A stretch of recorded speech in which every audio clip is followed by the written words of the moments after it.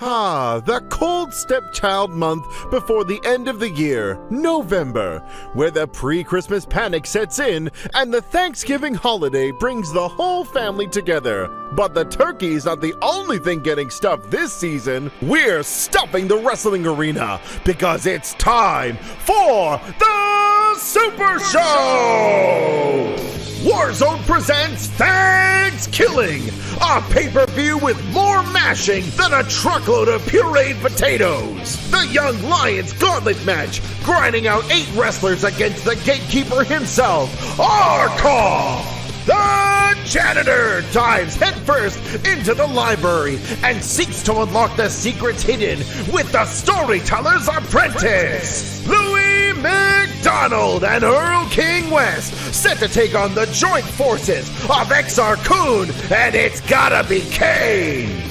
It's a hair versus mask match with Wordfreight Wilson and Juan Chance in a full-hour winner-take-all Iron Man match. The hardcore champion, the Dwarven Prince Dagrik, takes on the French-Canadian daredevil Hireold for the Warp Gate Hardcore Championship.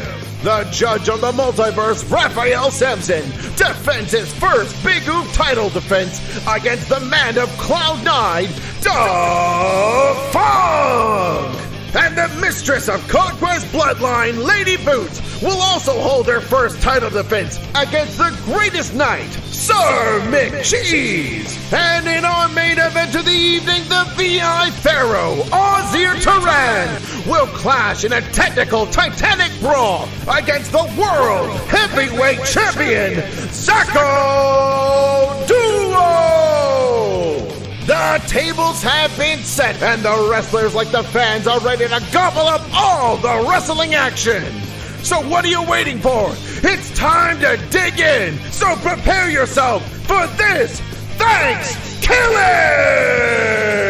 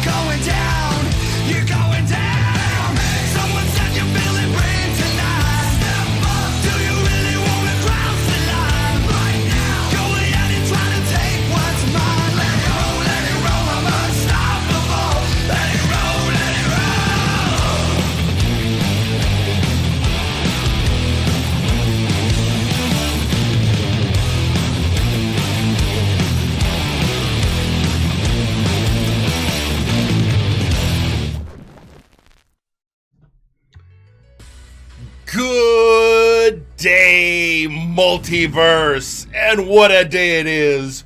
Welcome to the MNW Warzone Supershow Thankskilling. I'm your host, Warzone General Manager Jerry Aldini, and with me as always here in the commentary booth, Michael Montoya. Can you feel the electricity in the air today, Jerry? Everyone is so excited for the show, excited for some wrestling action. And we have a jam-packed show. I agree. We have 8 pay-per-view worthy matches, and we're giving them to you free on network television. It is the Super Show. It is going to be crazy. There are things I am not sure everything that's going to happen. It has been happening fast. It has been happening furious. My understanding is we now have the 8 young lions who are going to be facing the gatekeeper Arcolf have been informed they're in the matches now. So they're going to need to get set up. They have only themselves to depend on now. as they face the Gatekeeper. And that doesn't even get around the fact that we have the grudge match between Legion and Exar, and Cain. We have the amazing hair versus mask Iron Man match that's going to be happening between Juan Chance and Work Rate Wilson. 1 hour long Iron Man match. I'm not sure how we're going to get through it, but we're going to get through it. The fate of these two wrestlers' careers rests upon this match. Of course, with the exception of the tag titles, level, every title is on the line. You are going to have the Big Oof Champion, the Warpgate Hardcore Championship, the Nexus Titan Championship, and, of course, the Multiverse Heavyweight Championship. All on the line. But you know what, Michael? We have so much to go through. We need to get started. We're going to be here all day. We don't want to run behind time and get cut off. So let's go. That's right. And we're going to kick it off with a match featuring one of the oldest rivalries in MNW. I don't even know that we need to. We're just going to the ring. Come on, Michael. Your opening match is scheduled for 1 fall and is for the Big Oof Championship. Introducing first.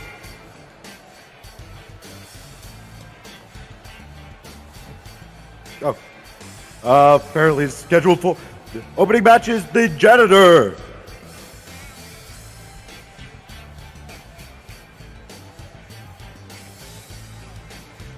And here he is, Michael, the Janitor. Yep, this opening match. Janitor taking on Storyteller.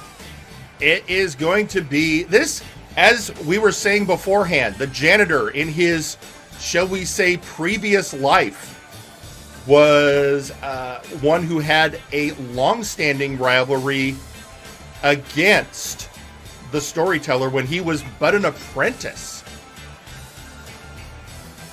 And absolutely, Storyteller's apprentice, formerly known.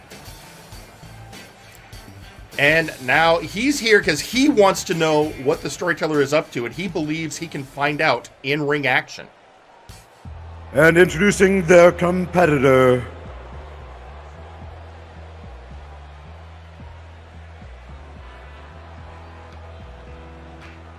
the Storyteller. And here he is, we have a man on our roster known as Mr. Enigma, and he is nowhere near as mysterious as this man. Absolutely. The man who tells all. The man who knows what you had for breakfast. The man who knows what you're going to have for dinner. Storyteller. Do you need to stop by catering? You sound like you're food obsessed right now. I'm a little hungry. That's fair. Well, you better strap in now because we're off to the races with our first match. The Storyteller, who no one knows what his end game is. He's helped the murder cave. Oh no, the rocking chair's back. Oh boy. I don't know why a simple rocking chair, because it wasn't there before. You know what? When I came in this morning, I took out my keys, unlocked it. The lights were turned off in the hallway. And at the end of the hallway was the rocking chair. They just brought it in, but it felt like the chair was looking at me. Everything this man does is terrifying to me. Well, we're going to see if the Janitor can suss out what he is up to. Although I'm getting word. So, the Storyteller has been meeting with the brass. Yeah, I saw that. Some notes about... we're off. Oh. And immediately the Janitor starting off with a face buster. Yep, absolutely slamming the face of Storyteller onto the canvas. He knows this man. They have fought so many times, although it's been years since they've been in action. And now the Storyteller getting a little bit of a reversal. Apparently, back fist hit its mark, but coming back with that gut buster. When we tried to get word for what it was, all we got was from the Storyteller enigmatic, I'm doing a favor for an old friend. Always pulling the strings. And go first pinfall, one, and just one count. And all I know is that old friend he's referring to is the Janitor.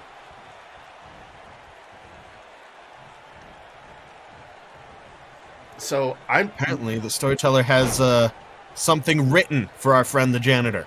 Something. Oh, and ooh, up and over kick to the back of the head. And two amazing workers here. Oh, Hurricane Rana and tying him up in the ropes. Straight into the ropes here. Oh, Storyteller's showing he can be brutal. We've always known this. He can, especially when he tees up your head like a football. Oh! Now, I was going to say that was a good neck breaker, but now a dragon screw takedown. Sorry, and the Janitor is getting keeping his momentum. Really, yeah. If you noticed, being slammed into the back of the head onto the rope really got to Storyteller there. Probably took out. Facebuster. A little bit of his faculties. See if he can keep up here. Looking for the pin. That was, I don't know if you saw it. He wasn't just a pin. They were talking to each other. Yeah, they were absolutely mouthing something to each other. That is, again, the Janitor is trying to figure out what the Storyteller is up to. The Storyteller has an agenda we don't know yet. And now he's just what was the? Whoa! He dodged. No, it wasn't. He was asking for it. Storyteller is working his best to get into the Janitor's head, playing on their history. The mind games. But the level of pin taunting and just one count. If you have someone like the Storyteller messing with your head, that's a huge hurdle to overcome. And basically, I think that was the Janitor saying, well, how do you like it? Oh, that was somewhere between an enziguri and a dropkick, and now the Janitor are getting pinned, but only a one count.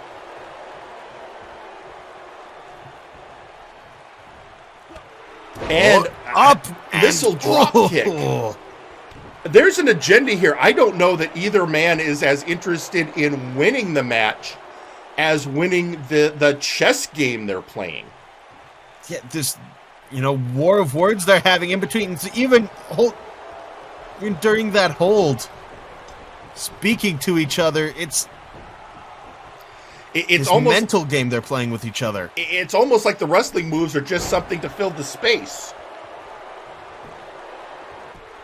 And 1, 2, and a kick out by the Janitor. He's not going to take this garbage. Something tells me, Jerry, this is not over here on Thankskilling. Oh, I no think matter what happens in this match, I think this is just the prelude. The Janitor wily enough to get out of that submission hold. At that triangle takedown. Oh, reverse DDT, a favorite of the Janitor. That's one of those moves you can lock in pretty quickly. Get someone disorientated, flip them around like that. And as far as they know, they are heading towards the ground on a one-way trip. Man! Oh no, trash talk! Trash talk!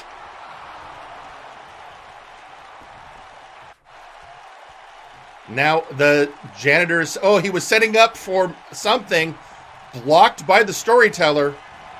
Sort of a good hip toss. Again, keeping his momentum, the Janitor. Now, and he said something to the Storyteller, and then this attack. What I wouldn't give to have a mic in the ring right now. I think the microphone boy is out sick today. Well, we're just going to have to depend on the camera crew at ringside, and maybe I can ask the ref later.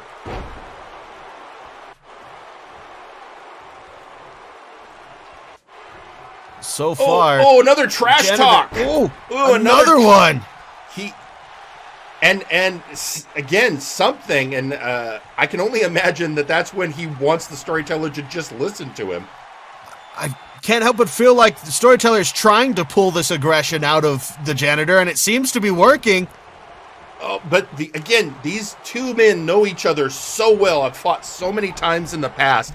Even though it's been years, it's like no time has passed in this rivalry. Oh! Off the top, middle rope DDT. That, you know, I would say here the janitor is our master of the DDTs. Absolutely. If you notice, even though he's fighting aggressive, the janitor is completely in control of his faculties, it seems. He's keeping his head... Not getting over emotional. No, he's showing the skill and the experience that his years in the ring have given him.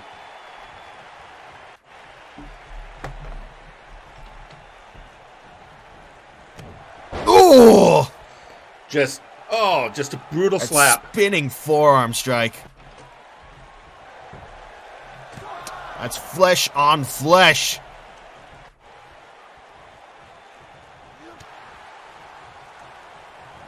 It's a good right hand to the gut.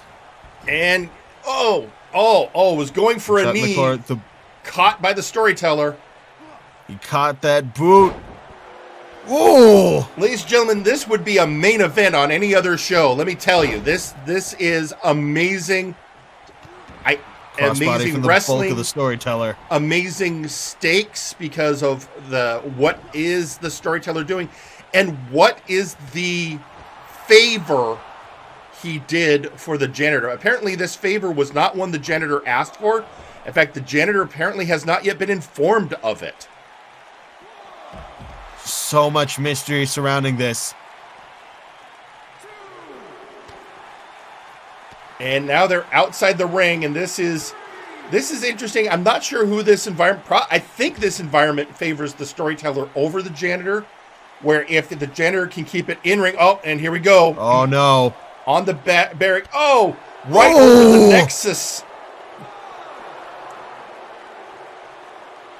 God, and again, what are they saying? And now, this is less a physical match than a psychological one, Michael. And now the janitor's like, you know what? We're bringing it back into where it belongs.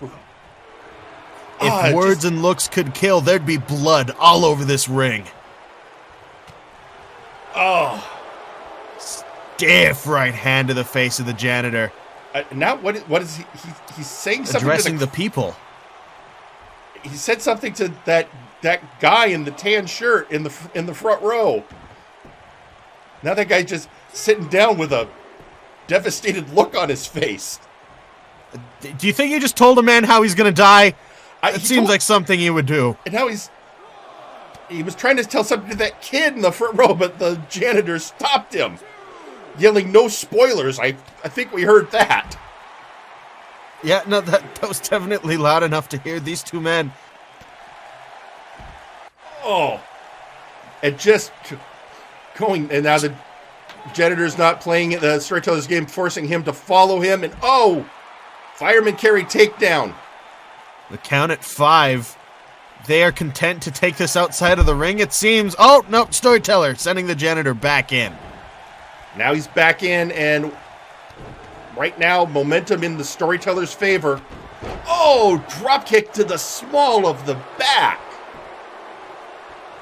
That is devastating pain there, Michael. Absolutely. Using the middle rope for a boot to the head. One, is still the janitor capable of kicking out. You know, part of that athleticism is being able to take hits like that, being able to take punishment. That's part of the body conditioning. I'm just waiting to see if we are going to... getting to the eyes, janitor knowing he has to do whatever it takes to keep his momentum, bringing it back. perhaps trying to thwart the sight of Storyteller. And now just hitting him with lariat after lariat after lariat. I'm still inclined to believe that you're saying it wrong, but combo to the stomach there. And regional differences are a thing, Montoya. Anyway, the match. Let's focus on that only matters if you come from a region that is, respected and good. In quotes there. Janitor's down.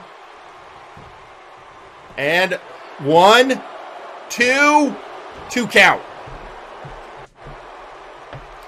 And now the Storyteller is maybe looking a little frustrated. Or maybe not. Or maybe that's just part of the psychology of this match. The technical mastery of the Janitor cannot be overlooked. But neither can that backstabber. Oh my god. That, I believe, was the story's end. And now what's he setting up for? This doesn't look good. Perhaps. And he's seeing the end of the road here. Last page. I think he was going for the epilogue, and the Janitor countered. I think his mistake was he wanted the Janitor to see it coming.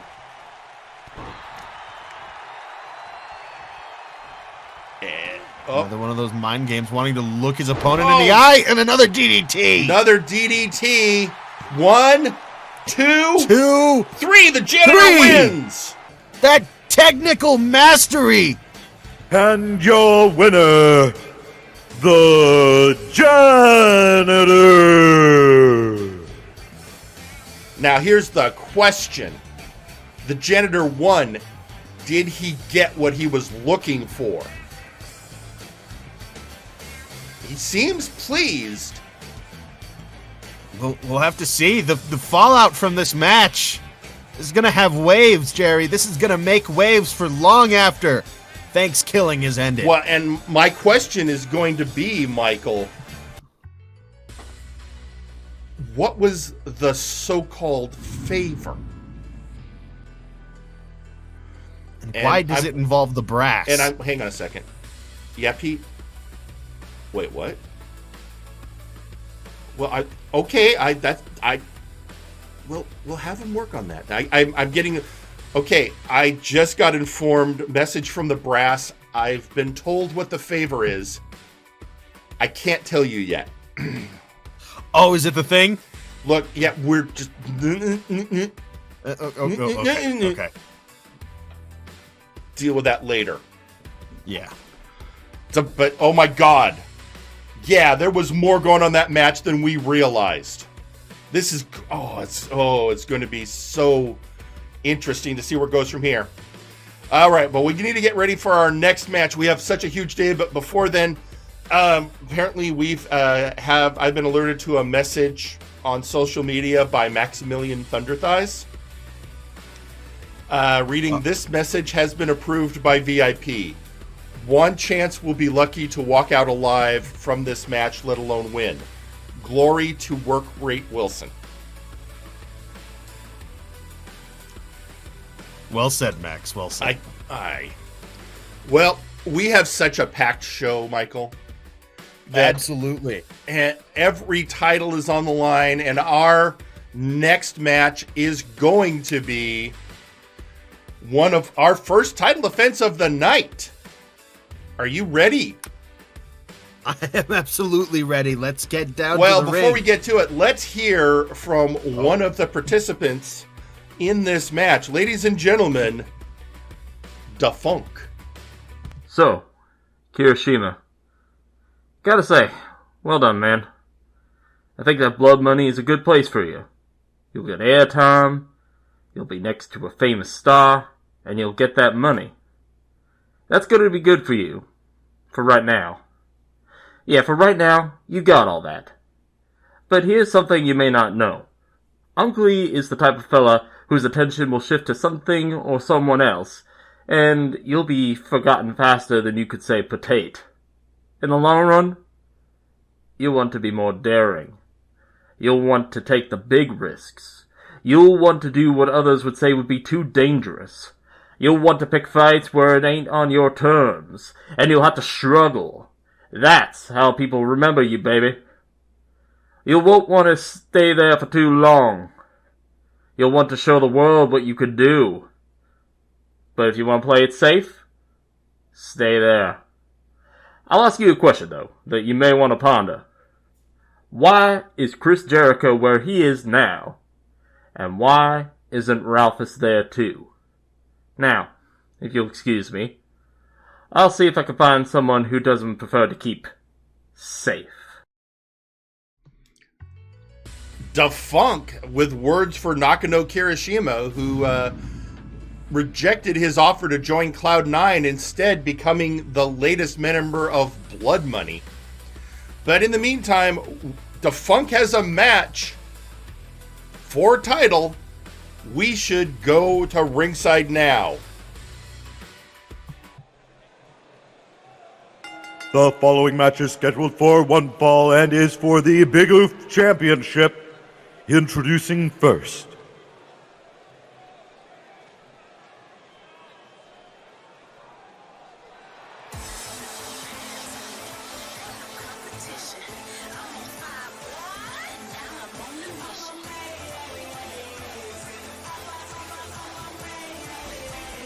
representing Cloud9, he is Defunk. And to this moment, we have not gotten clarification on what Cloud9 is. I've been trying to parse. As far as I can tell, the words I picked out from Defunct's recent speeches, it's a movement? A state of being? I mean, if I'm putting this in the most basic of terms I can, I think he's putting together a group. Huh. But I don't know. I've been having a hard time reading Defunk of late. He's been acting very peculiarly. Let's see if his newfound lease on life will help him gain a belt here. Maybe. I mean, he has been hunting singles gold for a while. He's done great as a tag wrestler, but it's that singles that have been eluding him. So let's see what happens. See what's going on under that helmet. He's got a real challenge ahead of him, though. Speaking of. And introducing their opponent, they are the Big Oof Champion, Raphael Samson. And check out that new belt design that the Judge of the Multiverse is sporting. Big Oof gold. It's adorning. It's almost like giant of a man. Halo he's wearing around his waist. Absolutely. And here he is, one half of the All Odds. And we may be talking a little bit later about his partner Sasquatch Wing, last year's Grand Battle champion, and the fact that he now has a wish. But that's Wing, and that's not what we're here about right now. We're here for the Big Oof. Raphael Samson has a tough opponent. See which of these men will come out here on top, holding this belt. You can never count Defunk out. We've learned that many a time. And that's what it's all about. And now the ceremonial championship stare down. There's our ref asking them to please not kill him during today's match. And there is the funky one, the leader of Cloud9. And he, as he reports, he is one with the Funk, and the Funk is with him. Versus this man, the devoted, the pious, the mighty Raphael Samson. Big Oof champion. You know, if one man embodies the Big Oof, it's this big hoss of a man. He is a Big Oof if I've ever seen one. I don't know what a Big Oof is, But looking at him, I'd say that is definitely one. And there he is, and handing over the belt to the ref. Defunct going, yeah, I can't wait to take it, and showing it to the crowd. And with that, the ceremony of the belt has been completed. And here we go. There's the bell. Let's get into action. And side straight Russian leg away sweep. into the ooh. Just starting out strong is Raphael. Today's a great day for technical skill. Those classic, well-worn moves. True, but Taking new life. oh, I'm not sure where Defunct kicked him. Yeah, that You talk about technical skill, but in the end, Raphael Samson is a mountain of a man, and he brings the power. absolutely. Throwing people around like they were Nerf footballs. Stretching out the arm.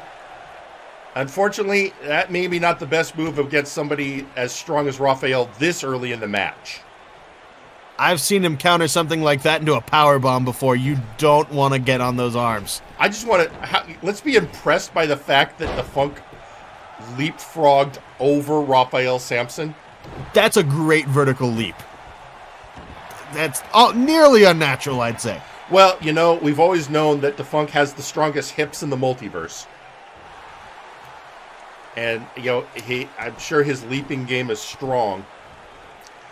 He's definitely focusing on that left arm of the Big Oof champion.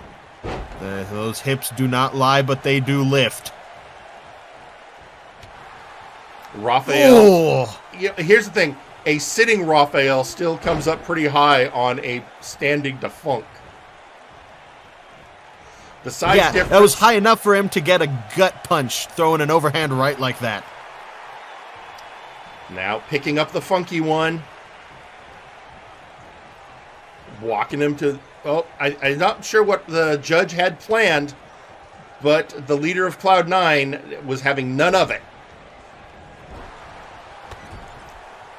Oh, and just brutally in the corner. And he doing a little dance move before pinning him. One, and just one. Well, at least some things don't change for Defunct. Still being the funky one. Still busting out those moves. Well, it's what it is. And if he can get a wiggle, you know, the wiggle, let's be honest, doesn't look like much. Oh, he dabbed on him. Oh. And now elbow to the back. That. Just working over any muscle group that he can. Basically trying to wear the Big Oof champion down enough that the wiggle can get the job done. He's trying to wear down that abdomen from the lower back to the abdominals up front. Yeah. The wiggle doesn't look like much, but it has laid so many people low. Over the top rope goes Raphael Samson. If this were part of the grand battle, that would have been a victory. Which we'll, again, in the weeks to come, we're going to be letting you know what's coming up with the Brawl for Y'all, which combines the grand battle with the Wish Upon a Brawl. In the meantime, Defunct is wishing for a victory here to claim his first singles gold. Defunct showing off his own strength and athleticism, doing well with such a powerful competitor. Good combos traded back and forth, an elbow to the leg. Right into the ring post. Raphael knows he's got to take Defunct seriously. He can't give him a measure or he is going to lose in his first title defense. Where Defunct may fall short with some of his shenanigans that he pulls in the ring. Can't count him out, but you can definitely call those moves frivolous. Frivolous, Jerry. Okay, Michael, we talked about this. Have you been drinking? I have not been drinking. That's just a hard word. Okay, then, well, while you're trying to conquer the word frivolous, we will... frivolous. another there it is. Side Russian leg sweep just like how he started the match. It looks like the Big Oof champion, the Lade, is kicking it into a new gear. Ugh. Wrenching the neck. Now giving praise. As one does. And... Oh! Ooh! Oh! He might have been going for biblical proportions, but Defunk blocked it. And now Defunk just pounding down blows on the Lade. And skull and another one. Samson returns the favor. Two count. Not enough to bring him down. Not at this point. Oh, massive elbow. Well, massive is almost to be expected. Oh, what are we getting? What are we seeing here? Oh, the world's strongest splash by the Multiverse judge.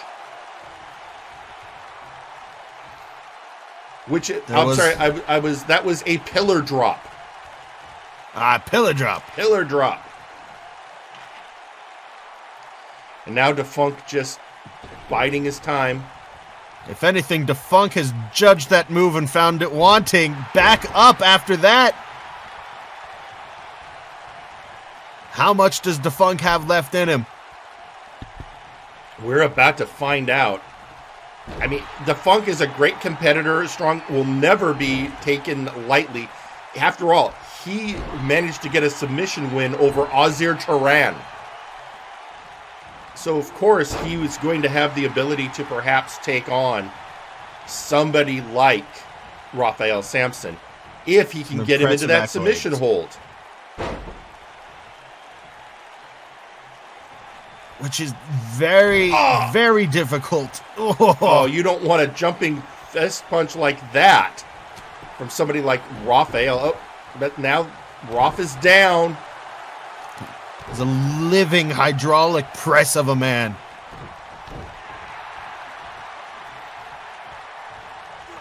Going for the leg. Looking for any damage he can do. Again, wanting to... Whoa! I think he's trying to find any tender spots, anything that could be previously injured or something he can pull out. Old wounds to open, maybe. Now he's just working over the neck of Samson. Just wearing him down. I mean, this is good strategy for Defunk. You know, the sides of the neck there, that's where all the blood flows to your brain. If you can cut that off, well, that blood choke can do quite a bit, but it's not enough. No. The neck too thick in the headbutt. I think he just busted Samson open. But, Samson too big to be put in the wiggle. Defunk was going for the wiggle, but Samson just more than he can handle. Outside the ring again. This actually is not a good space if you're Defunk. You don't want to be out there at ringside with a big man like Raphael. No, you do not. If you get slammed on the ground out here, that is going to hurt a lot more than in the ring. Oh, Defunk managing to reverse it. And trying to keep the pace. Suplex. Quickening. Roth actually needs to bring this back into the ring now. Although, of course, let's not forget champion's advantage, but I don't think Defunk's going to let that happen. I don't think so. There's that submission you were looking for. Is he going to make him humble? Is he going to make him submit? No. Broken by the champ. The strength. Too much. I mean, Raphael Samson really does... Breaking him over his knee. Just a frog splash from just landing on him. 1, 2, 3. He didn't even need biblical proportions. Raphael retains. Just with that massive body weight. your winner and still Big Oof champion, Raphael Samson. Well, congratulations, Raphael, on your... Oh, my God! Oh, my God, the belt! Defunct just grabbed the belt from the ref and is attacking Raphael with it, and now he's attacking Now he's the going ref. at the ref! Can't read the emotions behind the helmet, but...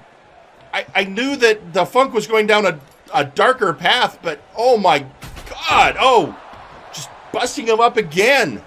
Is this what Cloud9's about? Are these the so-called lessons of the Great Bull?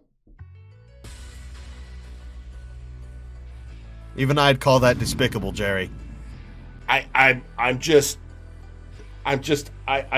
knew he was going a more ruthless path, but whew. I'm recollecting myself, Michael. I've known Defunct for years, and I've never seen him act like that. He's always such a joy backstage, and I'd never expect that coming out of a guy like him, but we have so much to get through. We can't dwell. We have to move on. And our next match, Michael, is a huge grudge match. I'm not even going to take all this time to go through the history of what's gone down between Legion and the team of Cain and Exar, but I think a person who might be able to sum it up best is the Sith Lord himself. So, ladies and gentlemen, let's hear from Exar.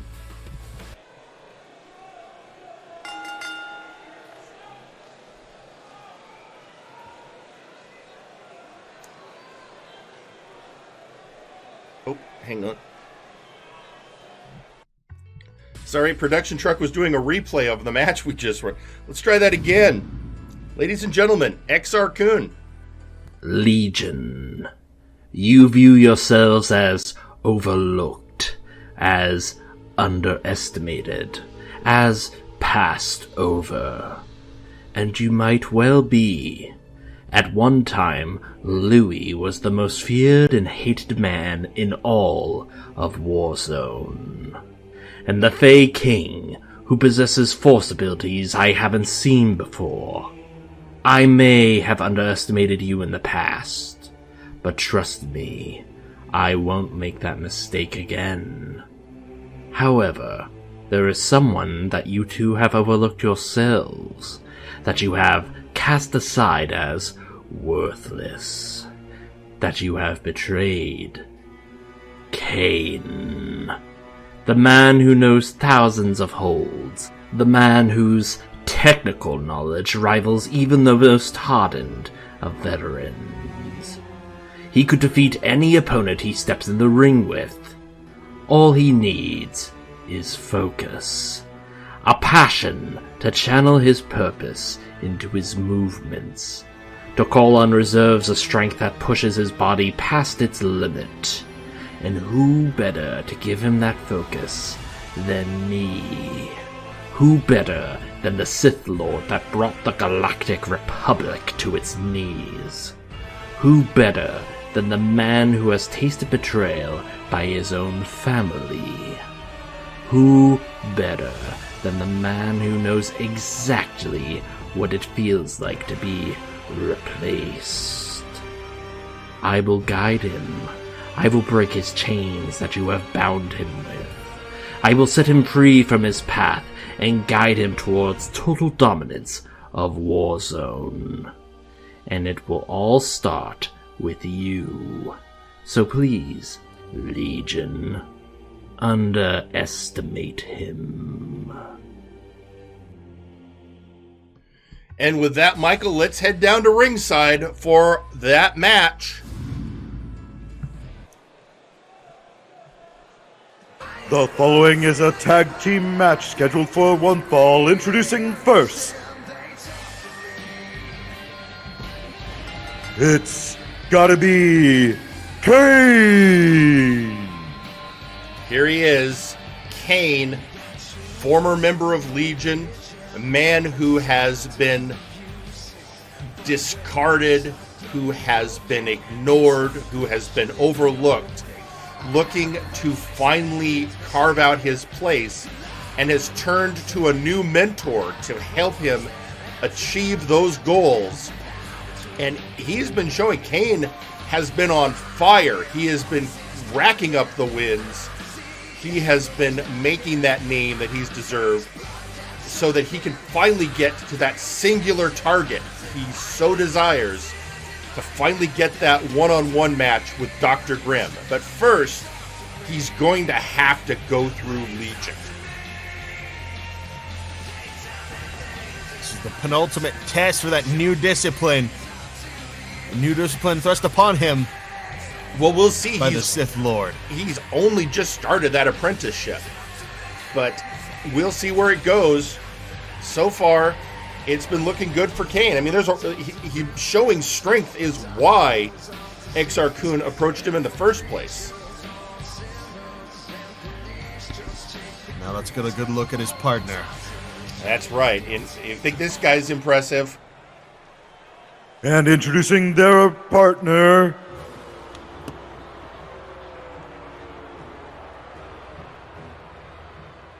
They are the Sith Lord Exar Kun.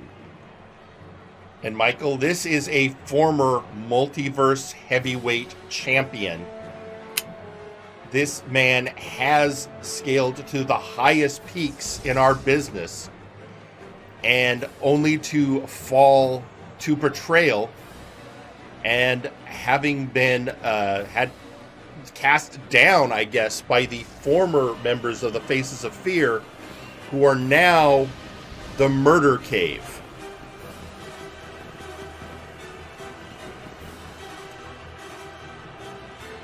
All he has left is those torrent of emotions. Well, can he channel them the way that he desires? That's true. And looking for a new lease, there is always two, a master and apprentice. And since he no longer has his old apprentice, as Fear Strikes has clearly graduated, he looks for a new one and feels he's found a worthy one in the form of Cain. Plenty of anger there to be drawn upon, I suppose. Anger and skill. As Exar says, all Cain lacks is focus, and that's what Exar Kun intends to instill in him. I tell you, if he was able to give him that focus, Legion may be in trouble. Ugh. Oh, God. And now absorbing the power of the Force, the emotions of the crowd.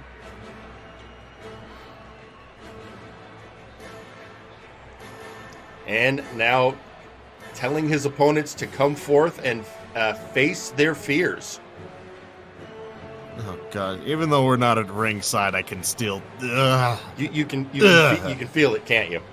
Yeah. It's permeating the entire arena.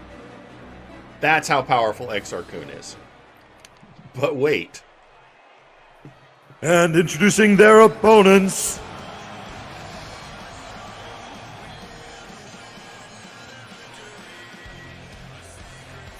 They are Legion.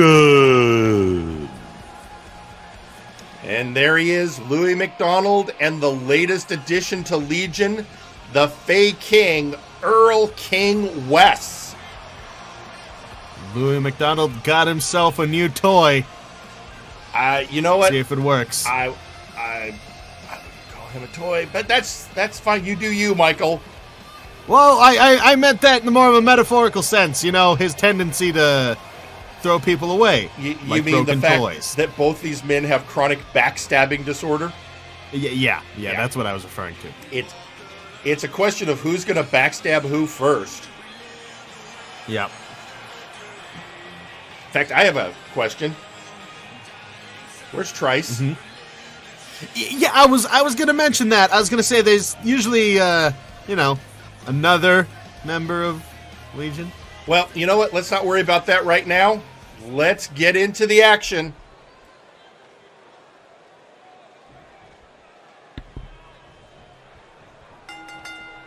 And we're starting out in Louis and Cain, starting it out.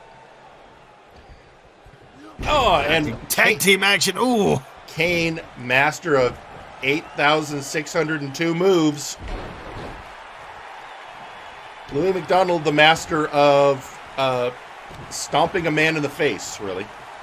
Yeah, master of trying to break your spine. Yeah. Yeah, this is great. Almost disappointed we don't have Aiden Zero in the booth for extra commentary, because I'm sure he has a lot to say about Louis. Or maybe even Wonderball. Both men betrayed by Louis McDonald. Hey, you know who else has issue with Louis McDonald? Man, we're going to see people in the locker room. Man, we're going to see in our next match after this, the Dagrik. Yeah, I feel like most people here take exception to the actions of Louis McDonald. Yeah, but Louis sent Earl King Wes Dagrik to prison. Well, okay, there we're seeing some of that aggression, that emotion from Cain, still getting his technical moves in. But Exar Kun keeping a close eye. Exar Kun right there, giving encouragements. And by encouragements, I think a lot of it is given to your anger. Oh, reverse neck breaker by Cain. This has been all Cain all the time so far. But though that anger, he really is given into it, but he seems to be keeping focus. He has a handle on this match. Exactly what Exar Kun said he needed. What Louis needs right now maybe is a tag. Yeah. Louis tag out to the Fey King. Yeah, Louis may not be a looking great good. idea. Not looking good at all. Oh, and instead, tag to Exar Kun. Master and apprentice. And there you go. Ooh, up and over. Back suplex. And Earl well King executed back suplex.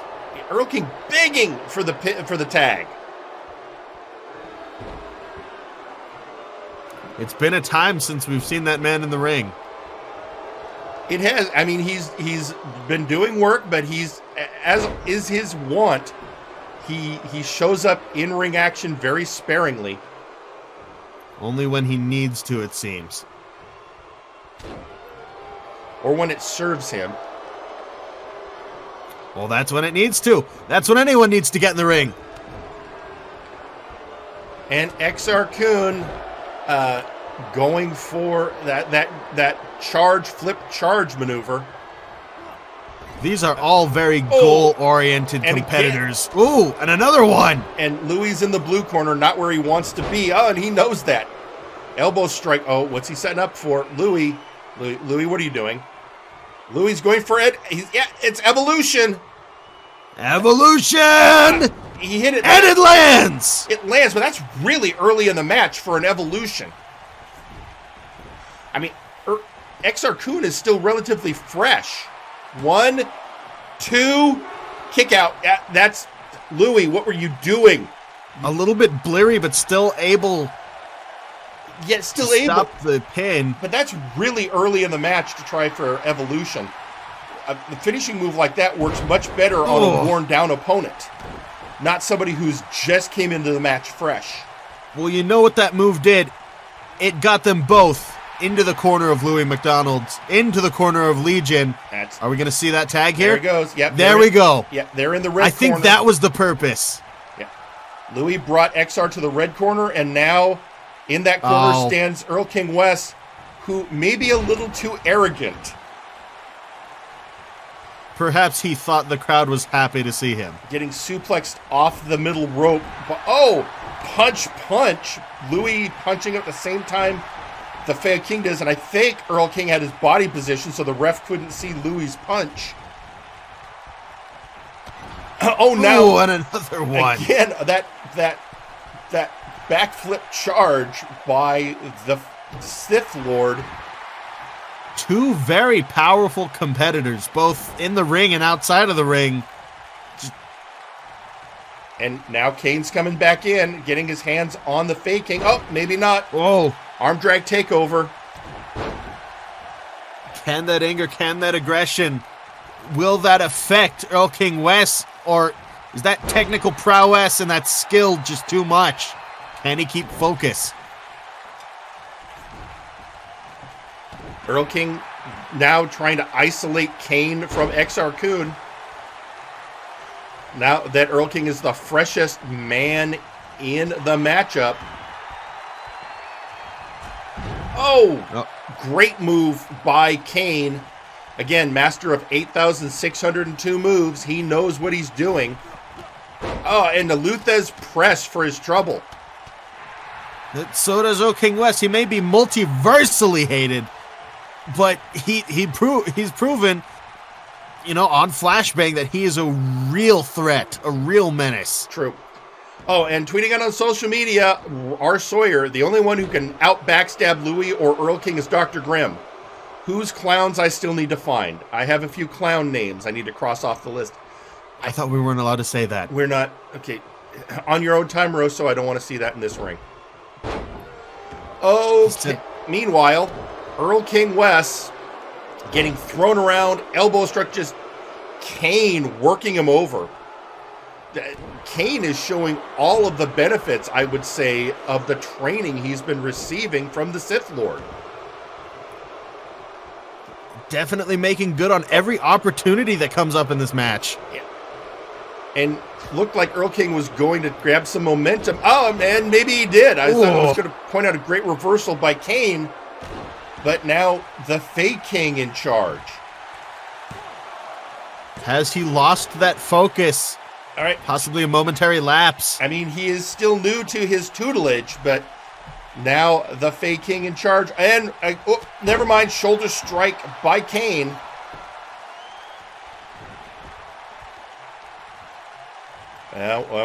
Here we go. Oh, great arm drag toss.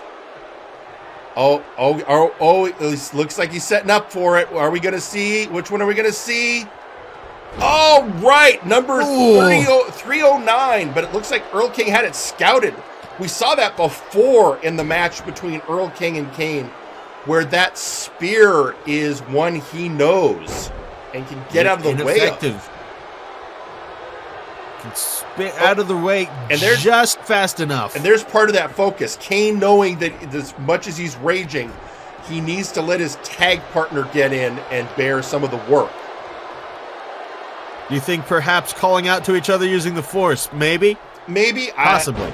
But I think it's more just the wisdom to know now is the time to back up and let the other person do some of the heavy lifting. Always tricky with these magical and powerful opponents. Arm drag takeover by the Fey King. And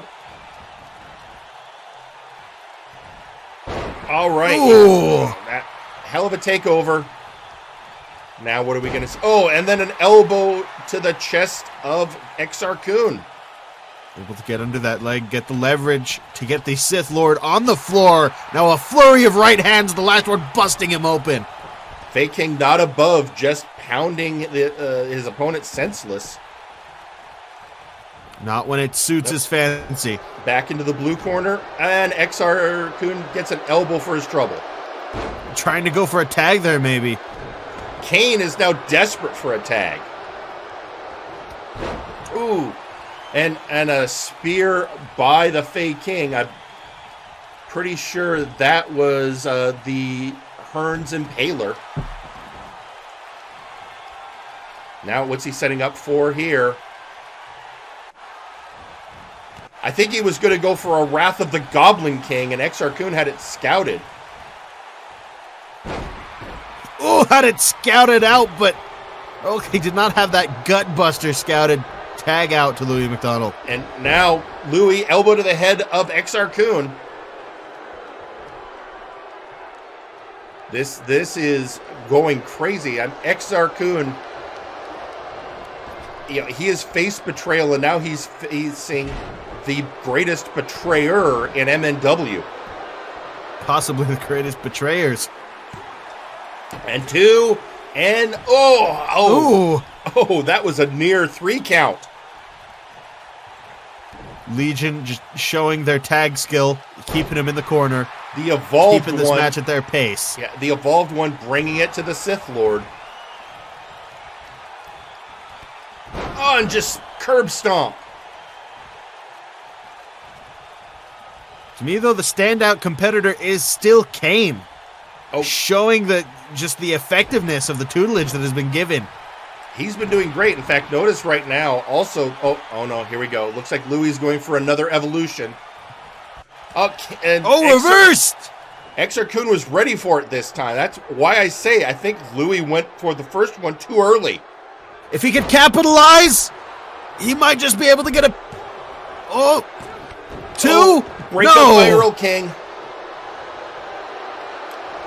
And that pin is crucial now. That tag, I mean. Well, before he can be tagged, Cain needs to be in the proper position at the turnbuckle. Plus, you need a ref conscious to see that. I think he's beating up. I think he's working over Earl King outside the ring. Not that we could see it, but now he's back in the corner. And the ref's conscious again. Staggers to his face. Yep. Oh, there we go. There we go. He got blocked in. That front chancery not finding purchase. Okay, and cross body. Cross body.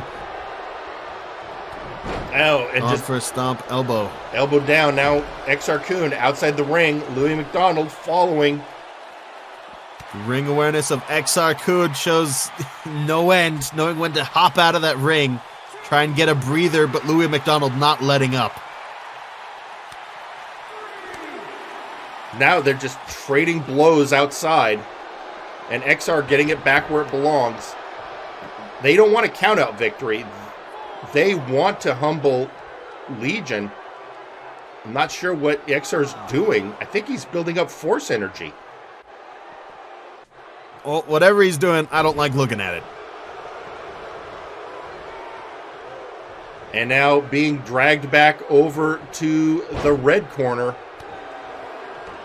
And also, let's note that somewhere along the way, the Sith Lord was busted open, got the crimson mask on his face. That was those right hands of Earl King West that busted open the Sith Lord, giving him that crimson mask he wears proudly now. Tag made there. And the elbow! And now once again, it looks like, what are we going to see here? Yeah, here it is. Wrath of the Goblin King! And there it is! Broken up by Cain. Cain breaks up the pin! Louis was not paying attention. Let Cain get over there and get the breakup, not even attempting to stop him. And Cain throwing Louis out of the ring and then going for a punch on the Earl King, but he was ready for it. Surprisingly well done tag team cohesion from Judas and Brutus over there on the right side. They know what they have to do.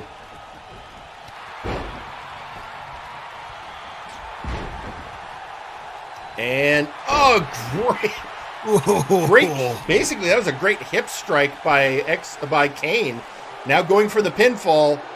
Broken up by Louis. That pin was crucial, broken up by Louis, however. Yeah, Louis was paying attention this time. Did you see that? Cain staring him down?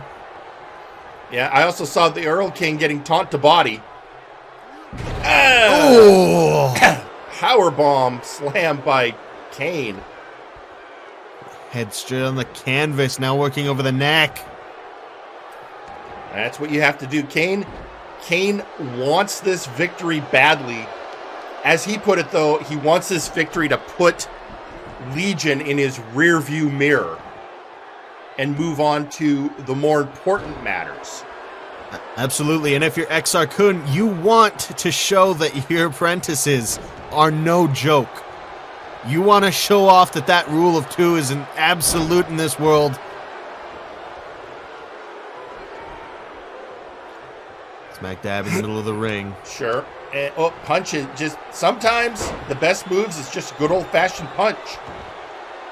Well-placed combination strikes, I might add. Strikes to the kidney, to the abdomen, and to the face. Yeah, and interestingly enough, those moves are known as 1 and 2. Or as we like to say, giving them the old 1-2. The old 1-2. The old thunder and lightning. Oh, spear. Another spear. That is one of the Sith Lord's specialties, is that spear, that Burns Impaler. As he's bringing him up, and a stunner by Cain. And then Lariat bringing him down. Oh, now Cain's prepping for something. Combination to the upper body, very effective. Back in the blue corner. And looks like Cain's setting up for something. What are we going to get? I think he was setting up for the Kano, but he got countered by Earl King. Kano countered.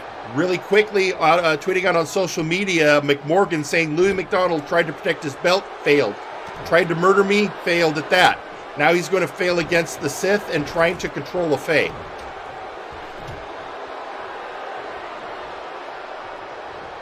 That's poignant. I think McMorgan makes a point, though. Yep. And there's Cain.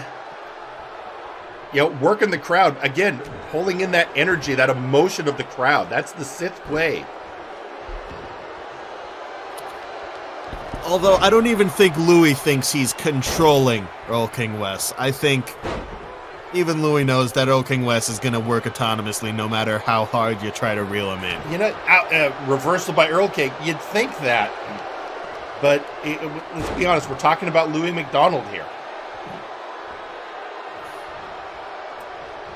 I try to give the man credit, but you're absolutely right. Back and forth between Cain and the Earl King. This tendency to leave his tag partners in the dark and, ultimately betray them. And, here we go again. Is he going to get it this time? What are we getting? Is he going to... There he goes. He's up, and Earl King's powering out of it. Up on the shoulders, trying to possibly get that torture rack in, maybe. I think he was trying to get a setup for the KO, and it didn't happen. This is getting, and now everyone's getting, we're hitting that point of the match. Everyone's got to be exhausted, but the thing is, I'm not seeing it. Maybe in Louis, but I'm not seeing it in the other three. Now there's Exar Kun encouraging Cain to get back in action. Conferring there for a moment, master and apprentice. Yeah, yelling out some instructions. And Earl King gets Cain back in the ring. Those instructions, no doubtably, possibly, being focus, anger, something, kill him. And knee to the face, apparently. Yeah, apparently. And it was effective. And now working over that arm. And again, drawing on the crowd. Feeding upon that energy. And then, he went for a gut punch and got one right across the jaw, courtesy of the Fey King. Staggered him enough to get him up. And that was another Wrath of the Goblin King, but broken up by the Sith Lord. And now, and I think Louis was going for something, got reversed by Exar Kun. Good slam there. All four, chaos in the ring, all 4 men in.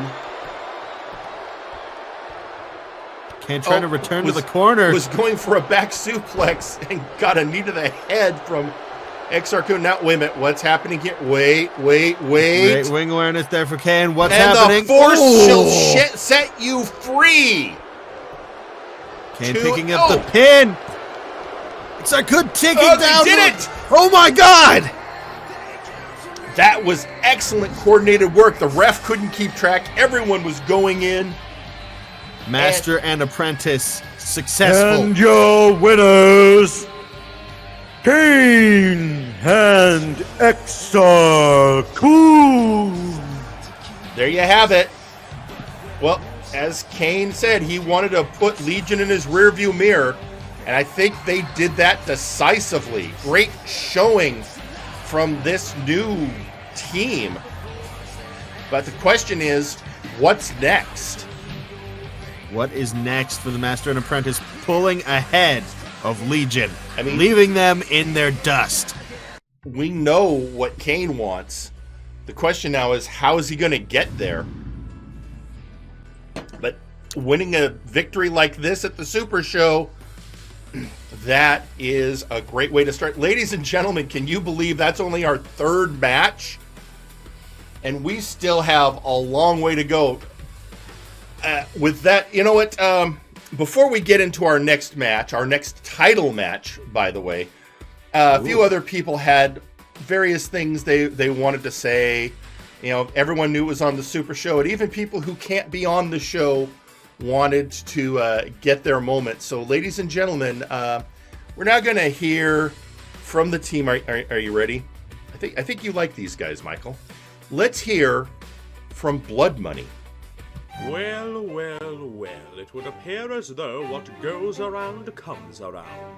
Not only have I made Shoot Nation humble after their little game, but I managed to get back at the Outlaws for failing us at Multimania. With our calculated expansions and acquisitions, Blood Money is bound to become the new dominant force in MNW. All helmed by me, Sir Uncley. Boss! Ah! Oh, what is it, Mr. Butler? I'm busy. Can you tell the new kid to stop picking fights with every individual who looks at us funny? I had to pull him off 2 police officers, an old man with a ham sandwich, and a football player. American football or real football? Not important. Look, the kid has been picking a lot of fights, and a lot of people are threatening to sue. Oh, come on. Surely the lad was simply trying to defend Blood Money's honor from ignorant commoners who dare to judge us. Boss, look at me. I'm used to funny looks. I can handle myself. Mr. Butler, I understand he may be a handful now, but Nakano simply hasn't grown accustomed to Blood Money's way of warfare yet. Once he grows into his role, we shall be unstoppable. With myself as the mastermind, you as my muscle, and Nakano as our enforcer, all the other peons of MNW will bow before Blood Money and... What was that? That would be the pickup truck. He slammed into a fire hydrant to get back at a man who made fun of his hair. Perhaps a conversation with him is in order. Come on. Oh, this is going to be a long few months. And with that, no time like the present, it's now time for the Warp Gate Hardcore Championship match. And no time like the present, let's head down to ringside, Michael. I'm looking forward to this one. The following is a hardcore rules match and is for the Warpgate Hardcore Championship. Introducing first,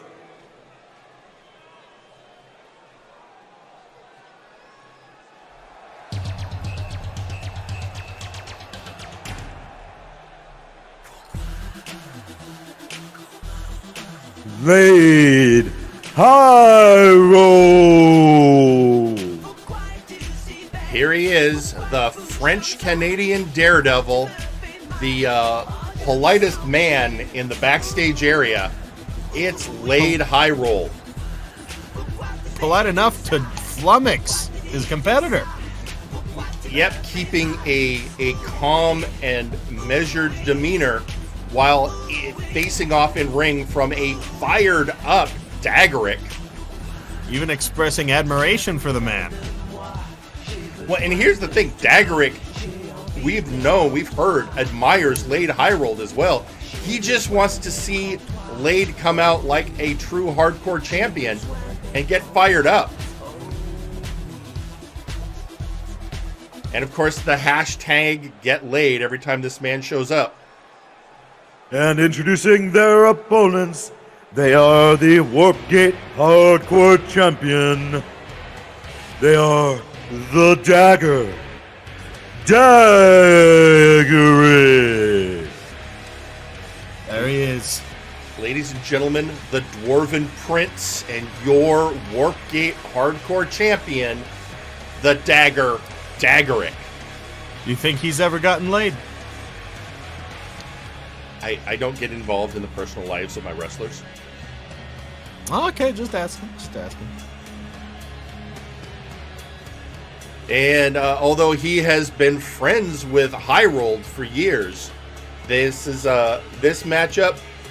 This is one of those. I was thinking of it recently. We've seen him go up against McMorgan in a brutal match. We've seen him face a young up-and-comer in the form of TJ the Mint Gable in a hell of a match at Apocalypse. But now he's facing a peer, someone he's known for years, someone who's been around the block.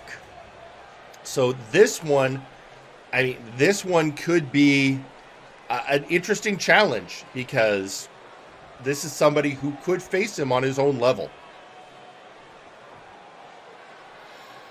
Now you have those two factors. Not only is it a battle of peers, it's a battle of peers for gold. That's right. It's also the calm and the storm facing each other.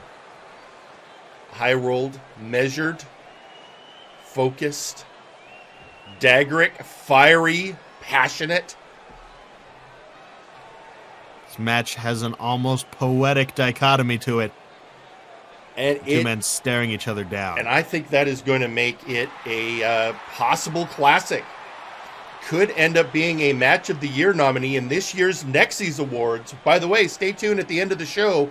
We'll have information on how you can help nominate this year's Nexus categories. Yeah, you're going to want to start getting those favorite moments in mind, folks.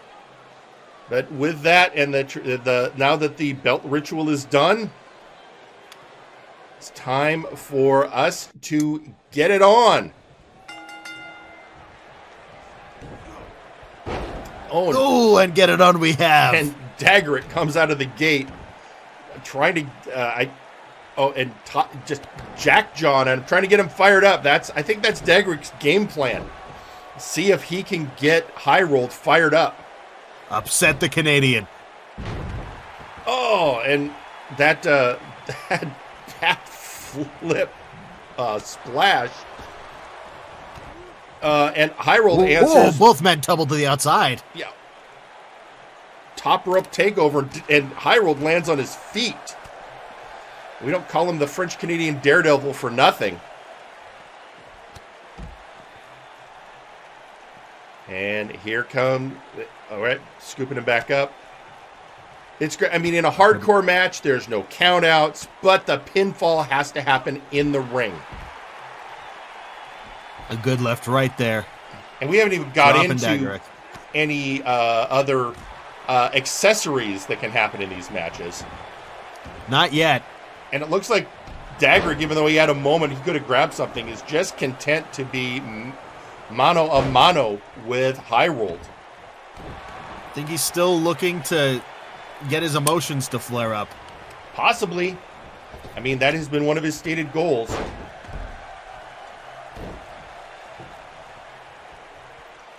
Lifting him up. Punch to the gut, punch to the face, backhand. And now, what's Dagrik doing here? Oh, this. I was going to say he was going for a scoop slam. But that was more of a scoop neck drop onto the rope. I'm garroting him with that rope. And there's that splash and another again. one.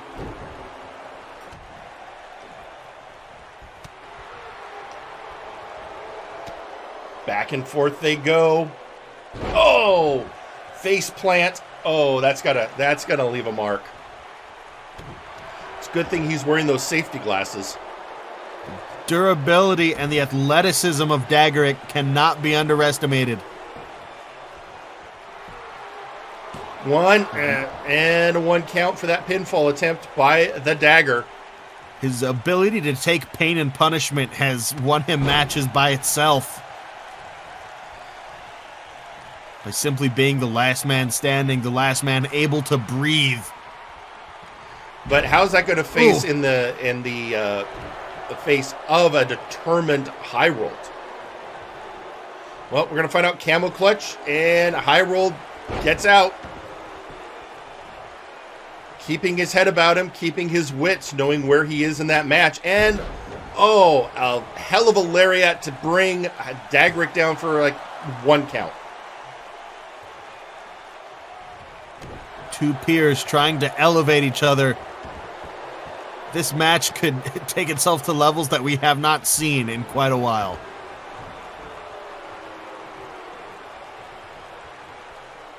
And now scooping him up. Up on his shoulders. Oh. Oh! That was an innovative move right there. Stunning him by dropping him back to his feet. Then that spinning right hand to the face.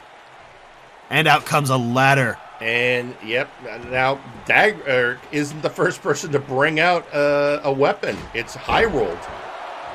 In the spirit of hardcore matches, Hireold is participating.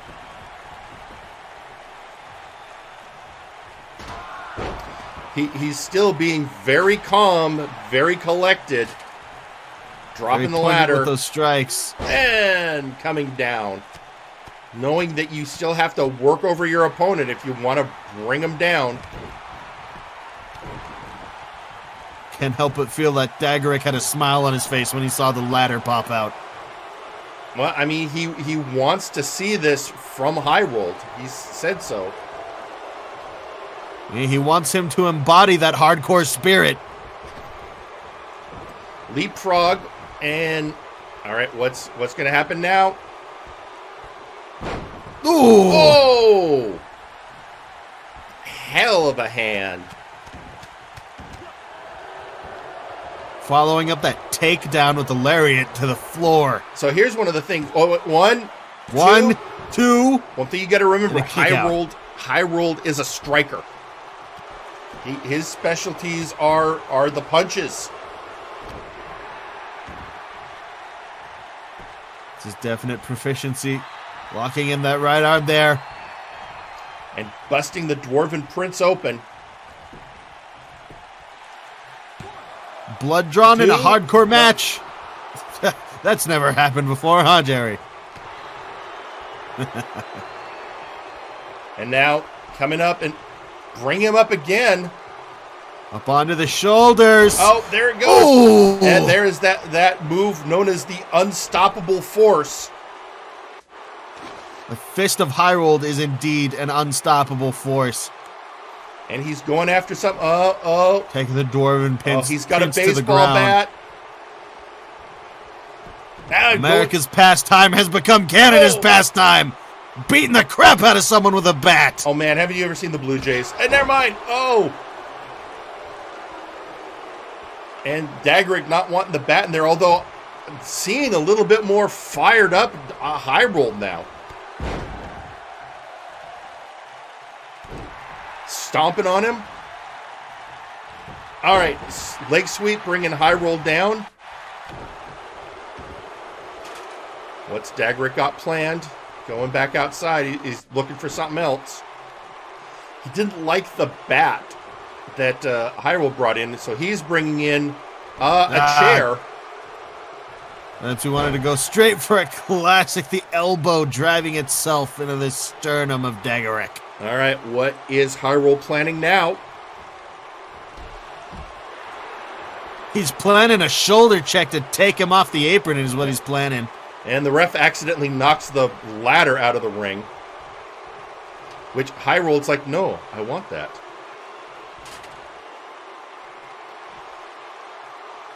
Hireold has some plan for that ladder. You know what? I wonder. You remember the TJ Hireold match at Apocalypse? It's not coming to me. Well, if you remember, Dagrik pulled a hell of a move involving a ladder and a chair. And I'm thinking Hireold might remember that. Oh, and a table. Yes, there was a table involved in that match. Remember, the question is, does Dagrik remember that? Well, he might in a moment getting hit by that table.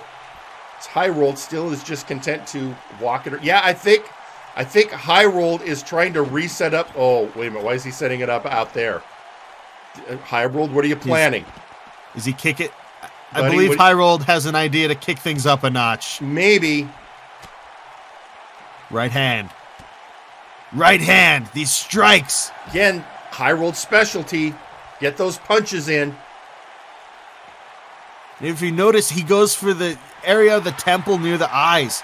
If you get hit in that area, your eyes are going to start to water. Yep. You're not going to be able to see what you're doing. Oh no, it's the curse of the table. The curse of the table. The curse of he who sets it up will go through it. Oh, and now Dagrik has realized that the ladder has been set. Oh, no. Dagrik, no! Dagrik! Oh, cross body through the table! Oh, my God! And on the outside, oh, my God! I thought what happened last time was off the hook. This one managed to add a dimension to it. Those fans are right. Holy shit, indeed. And just a second. All right. Oh! And now, following it up with now a sledgehammer to the gut. Just a war. But the thing is, it seems to me that Hireold is not being as calm as he was before. He's wildly swinging with that kendo stick. Being a lot more errant, the subtleties and softness of expression have faded away to determination. A fiery determination at that. It is, and actually tweeting out on social media, the Janitor is saying it's not a real hardcore match until the commentators let out an audible gasp. Yeah, absolutely. Oh! Yeah, no, that's... I would say, I don't know, check me, Michael. I think Hireold's getting a little emotional here. Yeah, I think so. I think part of it, his plan for the table didn't turn out as he had anticipated. Well, Dagrik, you get what you wish for. Neck breaker by the Dwarven Prince. What now? Just stomping on a leg sweep by Hireold. I think Dagrik was setting up for something, and Hireold just going for a pin. 2 and a kick out by the dagger. Sends the ladder over. Well, at this point, well, all right. Yeah, Hireold still seems very focused on this ladder. And he wants it there for some reason. I mean, this isn't a ladder match. The belt's not up there. I don't know, a daredevil like Hireold. Oh, maybe he wants some height for something, but not for that. Oh no, with Dagrik. The Wow. dagger going for no one home. I think that might have been Hireold's plan. He knows Dagrik can't resist a ladder. He's toying with him. Dagrik is like the opposite of Albatross when it comes to ladders. Oh! Ooh! That's just jump stomp. That jump straight to the stomp. The athleticism of Dagrik shown very fervently there. Right hand to the head of Hireold. And Dagrik going back up the ladder. What's Hireold planning? Well, whatever he is planning. Again, the ladder is Dagrik's, I guess, preferred domain. One of his strengths and weaknesses, his determination. He hit it that time. Found purchase. Not looking good for the French-Canadian Daredevil. Dagrik was planning something, and Hireold had the forethought to get out of the direct path of danger. He's got a chair. Yeah. He's got a chair, Jerry. I mean, perfectly legal in a hardcore match. Oh! Hireold going, no chair for you. Hireold is still very much in this match. Hireold showing that fire that Dagrik wanted, but still keeping that cunning. Keeping the good balance. Now with that kendo stick, he decided, nope, I don't want it. I want the chair again. What? Oh. They've been trading shots with this chair. Oh, no. Hireold, I know he's a resilient dwarven prince, but Hireold, think about what you're doing. And Dagrik. Oh, I was just gonna say Dagrik's gonna get what he asked for. Well, he did. He saved his leg from the chair, but still got a off the ladder hammer strike. On the feet thinking. Oh! By Lade Hireold. Oh! Takedown into the ropes. Tied up. Again, the ladder is full. Oh, this isn't looking good. Oh, left hand across there to another strike. I think if I'm Hireold, I'm glad it was just a strike. Oh, he's got the chair again. And just, Michael, I know you've never been hit by a chair before. Let me tell you, it's one of the it's a pain. I don't know that I can give you a good analogy of what the pain feels like. I imagine not pleasant. Those are real. Those chairs are real, people. They're steel. They're hard frame chairs.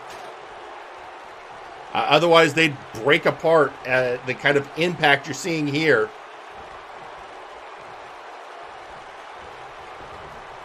Oh, and again, thwarting over the chair. And if you noticed the table from earlier, completely gone, disintegrated, brought to you by Lowe's. Lowe's, but why? Oh, the stomach of Lade Hireold. And, this looks good. Oh, no. This is the book of, I think this is the book of grudges. No, that wasn't the book of grudges. I think we were setting up for it. Maybe now? Setting up for it. He has some despicable plans in mind for Lade Hireold. Dwarven Driver. Oh. Dwarven Driver onto Hireold. Can he kick out? 1, 2. Nah, it's too much. 3. That Dwarven Driver, the reward to Lade Hireold for getting that fire lit under him. That your fire winner extinguished. And still Wargate Hardcore Champion, the Dagger, Dagrik. The Dwarven Prince retains his belt. He does indeed. A hard-fought match. Again, facing one of his peers in Hireold. But the Dagger stands victorious once again. He continues to make the hardcore division his division. He does. I can't wait to see who's going to face him next. Sure, we'll be hearing from the Dagger very soon on that very point. But ladies and gentlemen, we've got a lot more Thankskilling for you. But this is a pay-per-view quality show we're giving to you on free TV. And as such, we do have to give time for our sponsors. So ladies and gentlemen, we'll be back right after this. Feel the warm, milky, healing, Jesus-powered goodness that is Lactatanks.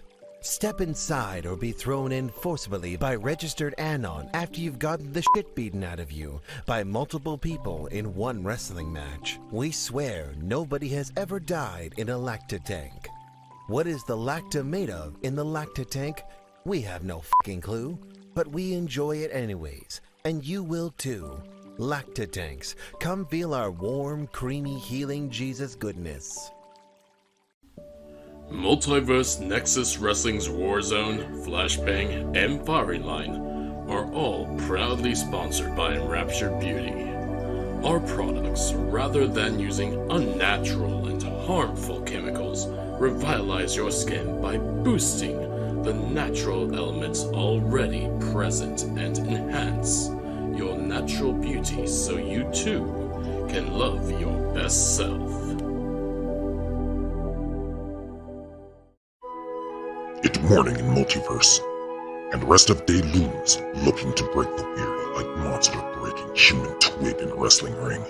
But there is remedy. Squash roast coffee, made from finest naturally grown beans for best wake-up energy. That the Thus every beat have 10 beams within. That'll be 10 times more big energy than competing brand. More than enough big squash energy to power through day. Squash roast coffee. It's big cup of good stuff. Now available in decaf, or when there is need to come down from blood rage. When you want the most detailed and violent-looking pictures of battlegrounds, look for Perfect Snap Photography. We do bar fights, wars, underground wrestling, and weddings. My wedding dress, you fat harlot! Remember, Perfect Snap Photography. It'll be bloody perfect in a snap. You two can now wage war against the flabby wrestlers of MNW with your own exclusive Zako action figure. It comes with trios tag belt accessories and nut-kicking action. Pull the cord to hear Zako's famous quotes. Get that microphone away from me before I shot up your... The Zako Duo action figure, sold separately. Whether you're working at home or giving your opponent work, we here at Lowe's are there for you. We're here with our sturdy tables and ladders that cease to exist if broken in half. We're here with rings that can stand up to even the most grueling of hoss fights.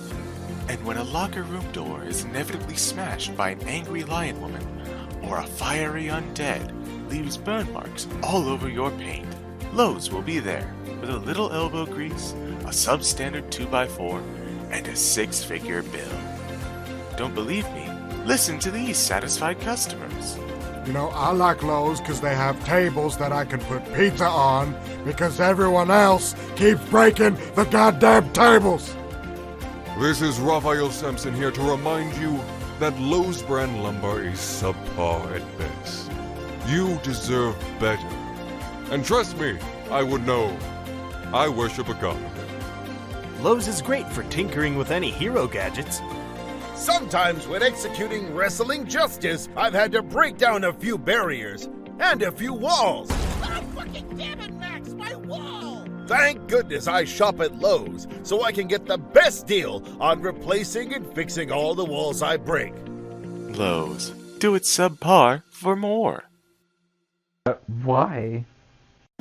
And now, a message from the brass.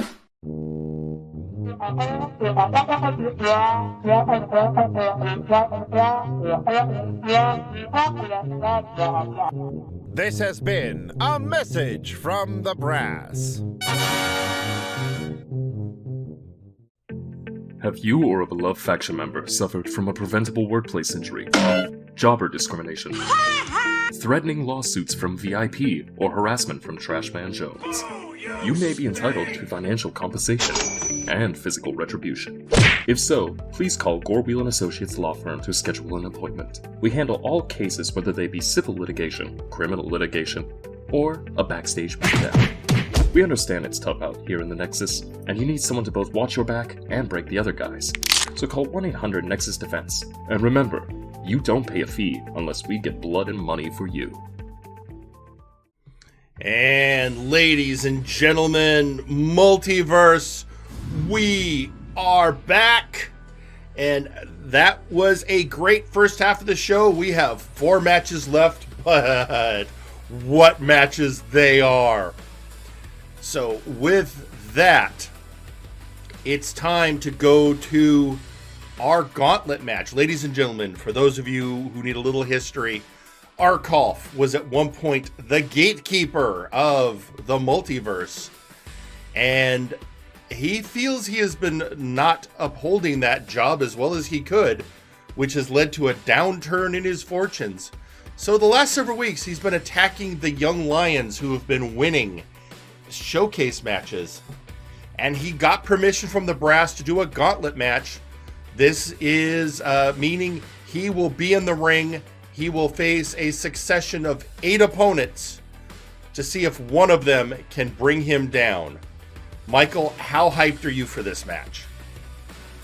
I'm on the edge of my seat. The gatekeeper has clocked in. He's ready to go, chomping at the bit. Well, let's not keep people waiting then. Let's head down to ringside. The following is an 8-man gauntlet match. Introducing first, he is the gatekeeper of MNW. Representing the Murder Cave, he is the All-Father, Arcolf. One of the most storied competitors in Multiverse Nexus Wrestling, former Multiverse heavyweight champion, the gatekeeper, but his infamy grew as he is also the man who brought the Inquisition down on Warzone. Now he is looking to reclaim his glory by reasserting his right as the gatekeeper, the man who our newest wrestlers, our young lions, have to go through. And we've been speculating, who are the 8 going to be? You can see the story, the things this man has been through, written on his face, written in his eyes. That icy stare has history. Here we go. And introducing their first opponent, Buck Bumbo. He fly, he be, he sting. Viva la revolution, it's Buck Bumble. Buck, Latino B. Buck, who is one of our most popular of the young wrestlers here on Warzone. A favorite in the showcase matches. Now he's going to be the first to face the Allfather, to face the Gatekeeper. Let's hope Buck takes this seriously or he's going to have a rude awakening. Already we're looking at what could be a hard match. And, oh my. But I don't know that Buck has ever faced a force like Arcolf. They're them Bumblebucks. It's the Bucks. The artwork on those is nice. There we're off. I never got a chance to grab one. Oh, and right off the bat, this is what you face when you face the Allfather. This man's wrestling knowledge is deep. His power great. You never know what archaic and scary move he's going to pull out of his lexicon. Although Buck, being one of the few people who can stand face to face with the mountain that is the Gatekeeper. Ooh. There's no size discrepancy there. Already going for a pin. 100% One. agree. Kick out by Buck. Notice the very slow, very deliberate pace of the Allfather testing these young lions. Well, also, he's got to go through 8 of them. He knows that he's in a marathon, not a sprint. I think this man has the gas to fight the entire crowd, Jerry. Possibly, but right now he's facing his first of 8 opponents. Neckbreaker on the Latino B. Buck wisely getting out of there. Unfortunately, outside is not where you want to face the Allfather. In fact, I think Arcolf might have been merciful bringing him back into the ring. And I think at this point, Buck has been in the ring for about a minute and a half now.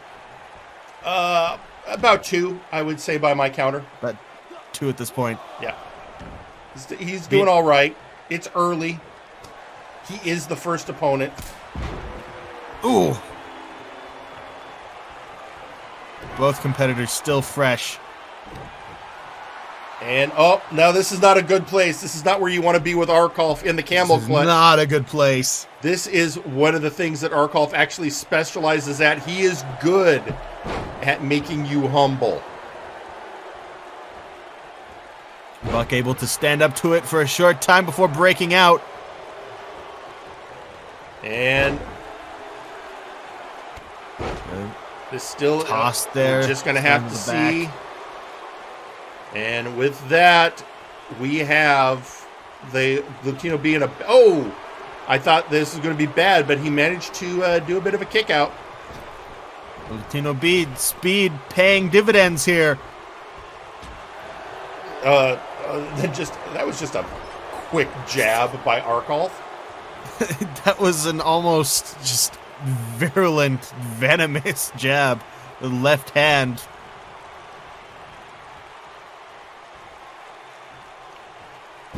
Oh! That was a hell of a suplex front slam by Buck Bumble. Buck Bumble taking advantage of his own power there, sending the head of the gatekeeper into the turnbuckle. And there we got the counting to 10. Throwing him into... Oh, and Arcolf getting out of the way. That's not just more rope under there. Yes, there's padding, but under there, if you're hitting them hard enough, there is a steel ringlet. This is a good drop toe hold into a camel clutch. That's a combo that the Allfather has used to annihilate many opponents. Oh, Buck survives again. Allfather looks at him perhaps with a little bit of, impressed. Going immediately for a pin. Now what's he planning?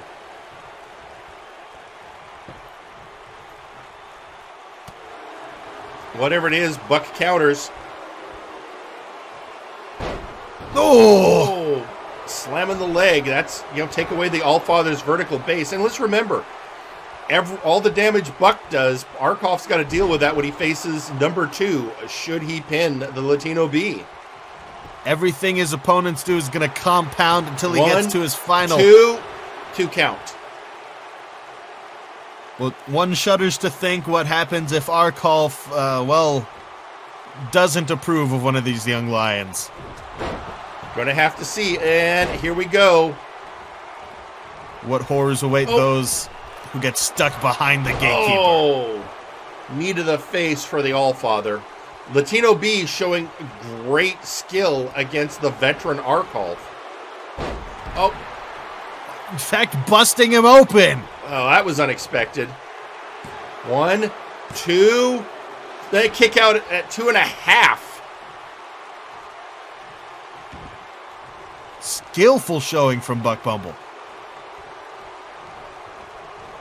Buck maybe wishing he had some backup from his old partner, the notorious CAT, but here he is.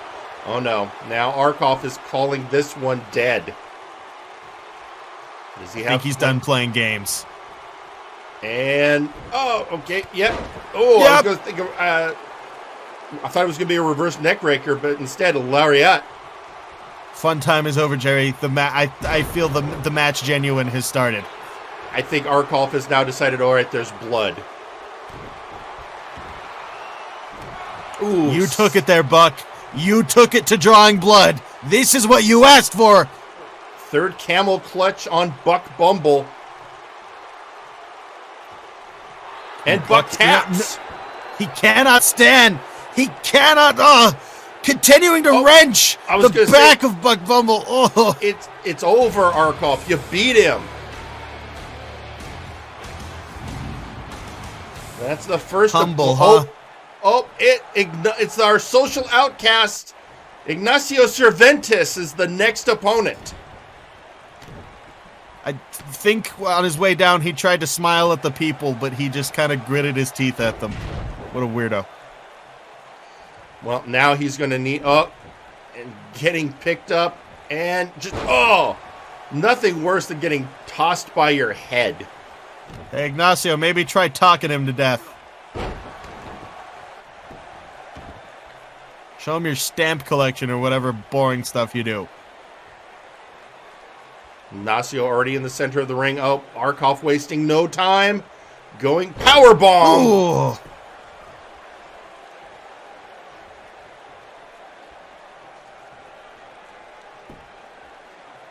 And now just powerbomb, trying to get those that powerful legs just squeezing on the torso of Cervantes.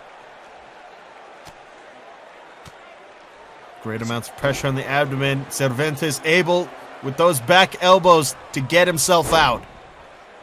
Inzaguri. Good Inzaguri, but barely seemed to shake the Allfather.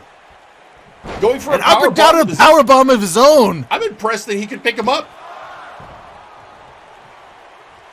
but only a 1 count. And, For an unpleasant social outcast, he does have some strength, I'll give him that. 2, 3, 4! Laying in those hands! And a European uppercut to boot. And now, all right, going for a back body slam. And now telling the crowd he's going to put the Allfather down. Can he do it? The upper body of the Allfather being worked on by both of our competitors so far. Not even a 1 count. Nope. Getting Arcolf against the ropes. What's his plan here? Trying to take the vertical base out. Oh! Very good. Hurricane Rana. And then just a knee to the back. Oh, missile drop kick. Oh, and a punch in the jaw for his trouble. That's what he gets for being clever and pulling the wool over the eyes of the Allfather. A punch to the face. Outside the ring.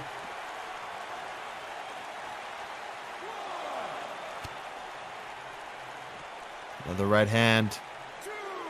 Bringing him around. Oh, just introducing him to the corner post. That ring post. Twice.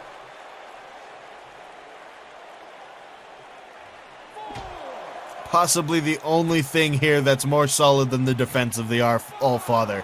And his head was just rammed into it. Oh, that left hand sending him for a loop. I remember when the production department said, hey, we got these great ring posts. They're going to have our galaxy effect on it. Then I learned they had to be specially reinforced. Oh, drop toe hold. You have no clue how thick those things are. Drop toe hold into the camel clutch. And that's it for the social outcast. He's done. He but is the Allfather, however, done. Is not done. Not even close. Nope. He managed to last just over 3 minutes. And now it's Uzra. The ring now filled with fiery hair. Fiery hair. And it's ginger on ginger combat. No souls to be found, folks. Up and over. Oh ho ho! Uzra, of course, a member of Chained Hell. Had to come down from her usual perch on top of our Titantron.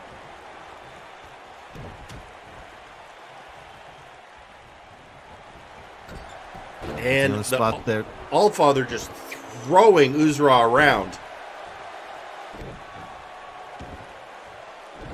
And again, tossed by the base of the neck. The Allfather proving to be all-inclusive with his violence. And again! Ooh. Just tossing. Toss. And now going for the cover. 1-2, kick out. Like a ragdoll, but Uzra not giving up. Uzra is always willing to bring the fight to anyone. She's shown that many times. She has that fire. And just punching the Allfather in the jaw. And now going for that Hurricane Rana takedown. Going round the world. Blondes may have more fun, but redheads are more punchy. And what a belly-to-belly suplex. The Allfather taking full advantage of the weight discrepancy between these two competitors. And Uzra going, well, how do you like it? I'll do a belly-belly my own.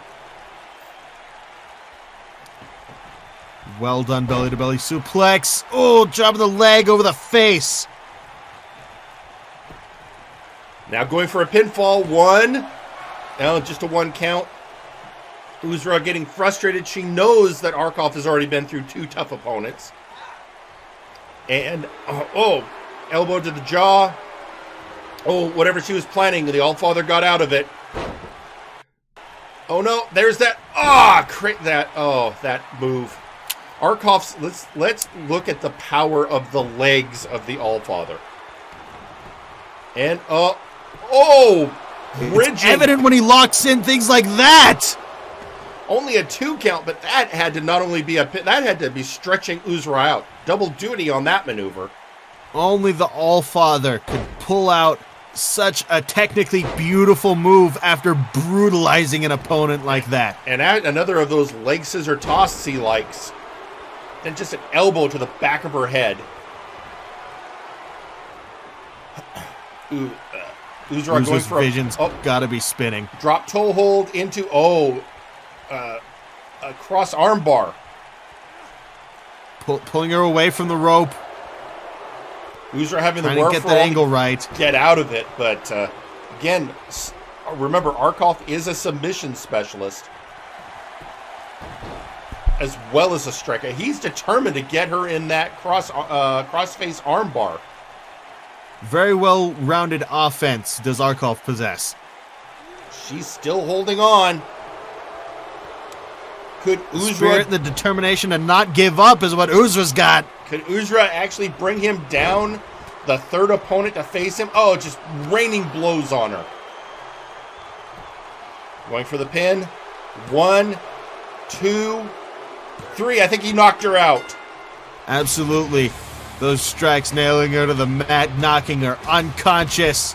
Well Allfather done, paying Uzra. his respects to her. Lasting 4 minutes with the Allfather. Okay, now here comes Istanbul. What's Constantinople doing? Wait a minute, who's the legal man here? Who's the legal man here? Constantinople is... I think the legal man was supposed to be Istanbul, but... Oh, wait a minute. Constantinople is attacking Istanbul. Why would he be former tag... They are a former tag partners. Team. They've obviously gone their separate ways.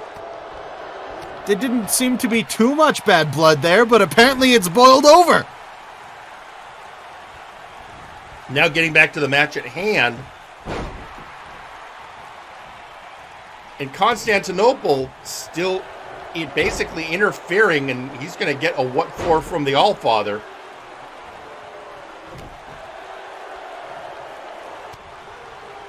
Istanbul needs to get in there. This is his spot.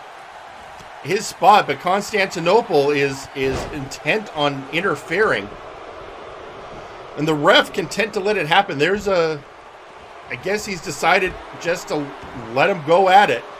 I mean, technically, Constantinople would be one of the people eligible to be faced by the Allfather. But my understanding is he wasn't picked for this match. Is it jealousy of his spot in the match? Jealous that he had a new tag partner? There's a lot of factors that it could go into. That's true. Istanbul has joined the Jackson investigation firm. Oh, and now Arcolf going back to his actual opponent.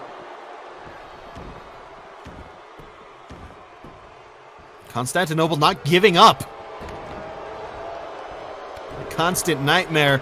I mean, being a constant nuisance in this match. I feel that at this point the ref is treating this portion of the gauntlet as basically a fatal three-way. If they were smart, they'd make it a handicap against the Allfather. Well, it would be, except that Constantinople seems as interested in attacking Istanbul as he is Arcolf.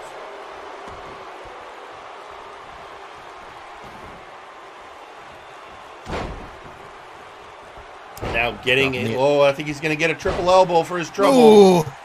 Yep. And here comes Istanbul taking advantage. I mean, if it's there. Those are three amigos you don't want to meet. Three pendejos, more like. Oh, spinning strike there from Istanbul and Constantinople. Going for a pin, trying to... Don't know what the purpose of a pin there is, just to get him out of the ring, maybe? At this point, I'm not sure anymore. I'm getting the impression that the ref is now just treating this as a fatal three-way, but how does that work in a gauntlet situation? I think at this point is more just Istanbul going by instinct. Trying to keep himself alive and going in this match. He did get Constantinople out of the match, and now covered by Arcolf. Is that enough for Constantinople, or does he want back in? Does he want some more? Leg sweep by Istanbul.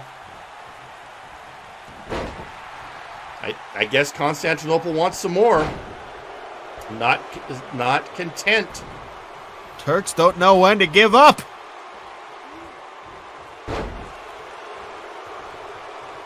Keep the leg there. I think he's also looking for the possible name he could make for himself by being the one to end Gauntlet, but the ref is allowing it.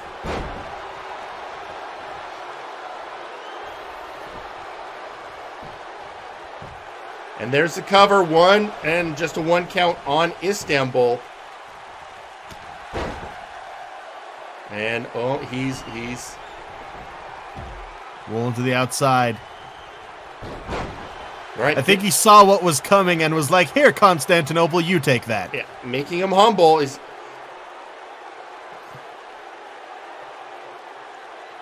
Can Constantinople hold up? Camel clutch locked in. Now just again, I think in that case he just wasn't interested in the. Going for a pin. I got the pin on. I guess it was treated as a fatal three-way at that point.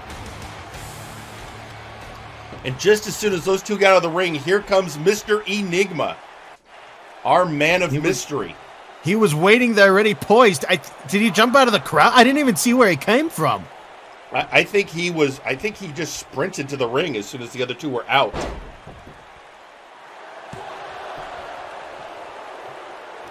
And now we are into round 5 of the Gauntlet. Round 5 up and ready. Yeah, where did he come from? Yeah, you're right. I'm not sure where it's a mystery.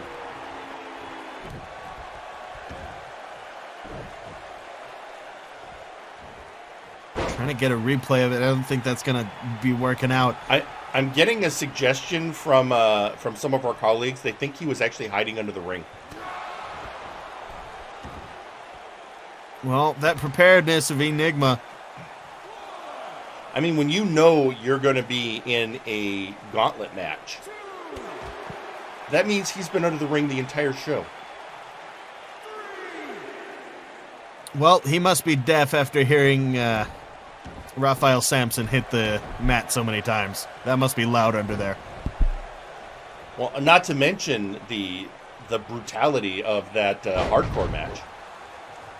Absolutely, his bell must be rung.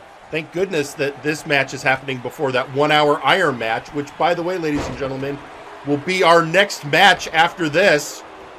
We're getting nearly 2 straight hours of wrestling. I mean, no breaks. This match has already been going on for 21 minutes.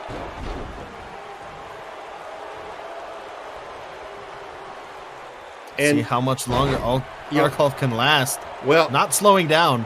If he can beat Enigma, he has. This is what, number 5? I think he's got 3 more opponents after this. I've lost count. Buck,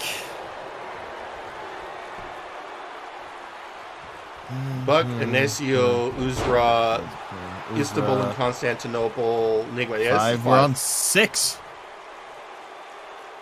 And now he's going to make him up. He was going for that camel clutch. Enigma breaks out.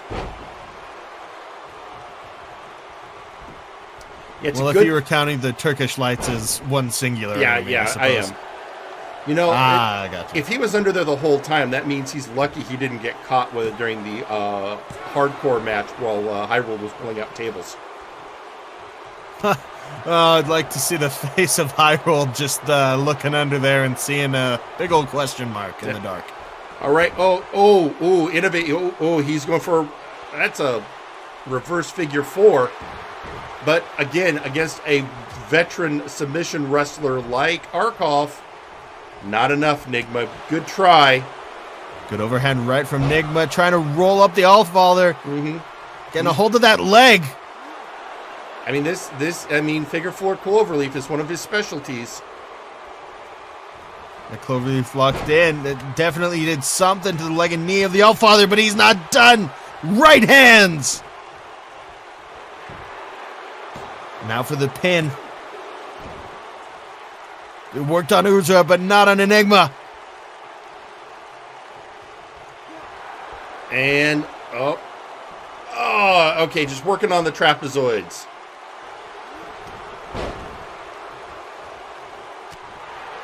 Sweep to the leg, another right out of the back. Let's remember that Enigma is one of the people that got attacked by Arcolf. On top of that production truck. I remember it like it was yesterday, even though it was last week. So now, a little measure of revenge, Enigma being one of our showcase winners.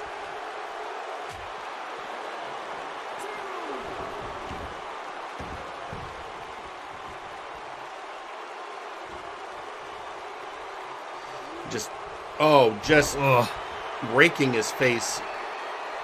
All right, what's coming up now? Where are we? Where are we? And lining his head up another ring. Reversal by Enigma. Good job on Enigma's part. Very cerebral competitor. Now, that was rough. Again, facing the Allfather. Drop. There's that drop toe hold. Now we're going to see that camel clutch. And is this it? Can Enigma hold out? Can he do it? Nope, he's done. Still an impressive showing by Enigma. He had 1 week to prepare. Can you imagine what a rookie like him could do if he has more time to prepare? And meanwhile, our next opponent, Sergeant Major Payne, making his way down. Sergeant Major Payne just getting off of a long-standing feud with the myth, the legend, Beowulf. And immediately being made humble by Arcolf. But he gets out. It looks good. Out, sweeps the legs. Good lariat to the back. Flips him over. Just working on keeping the Allfather down. When he delivered that first kick, did you see him look right in the eye of the Allfather? Sergeant Major Payne truly has no fear, even though he probably should. Fear keeps you alive, and I'm afraid of Arcolf. Hey, he's got to be careful there. We're in that skull mask. Arcolf might mistake him for an actual undead. In which case that falls under one of his other job descriptions. And I think I know what's coming here. Yep, here it is, and power slam. Power bomb. Into that there bomb. We go. That bomb. This match has been going on 26 minutes now, Michael. Almost on to a full half hour here. Reaching a half hour mark, and this is only opponent 6 out of 8. Unless he be the one to bring down the gatekeeper. The Sergeant Major standing up to a shelling from Arcolf. Powerbomb be damned, he's not done yet. And bringing him back up, punch, up, now on the receiving end of blows from Arcolf. Ugh.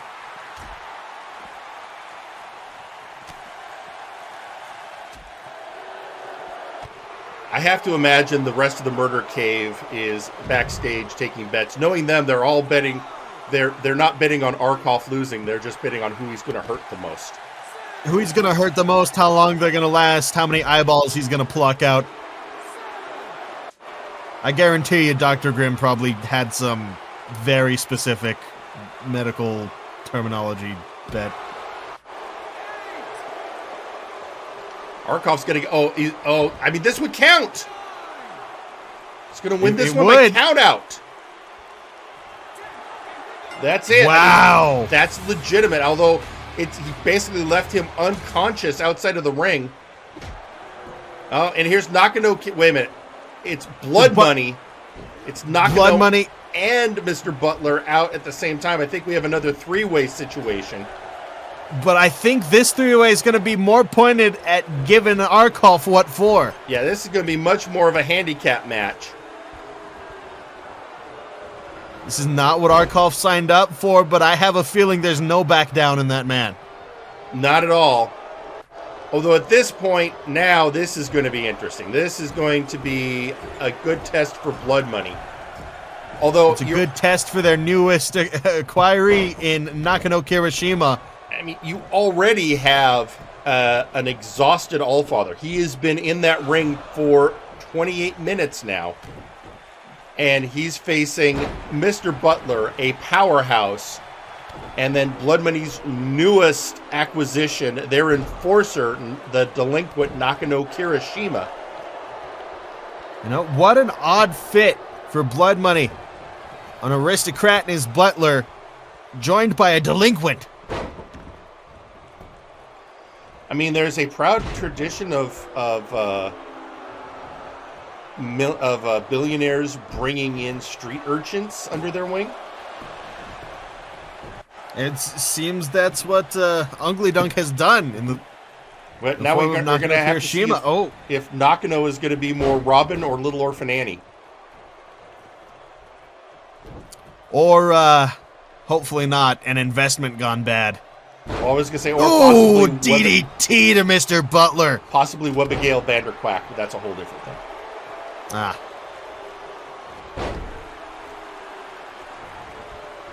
Oh, and now here's what I'm going to say. Look at the teamwork by Blood Money.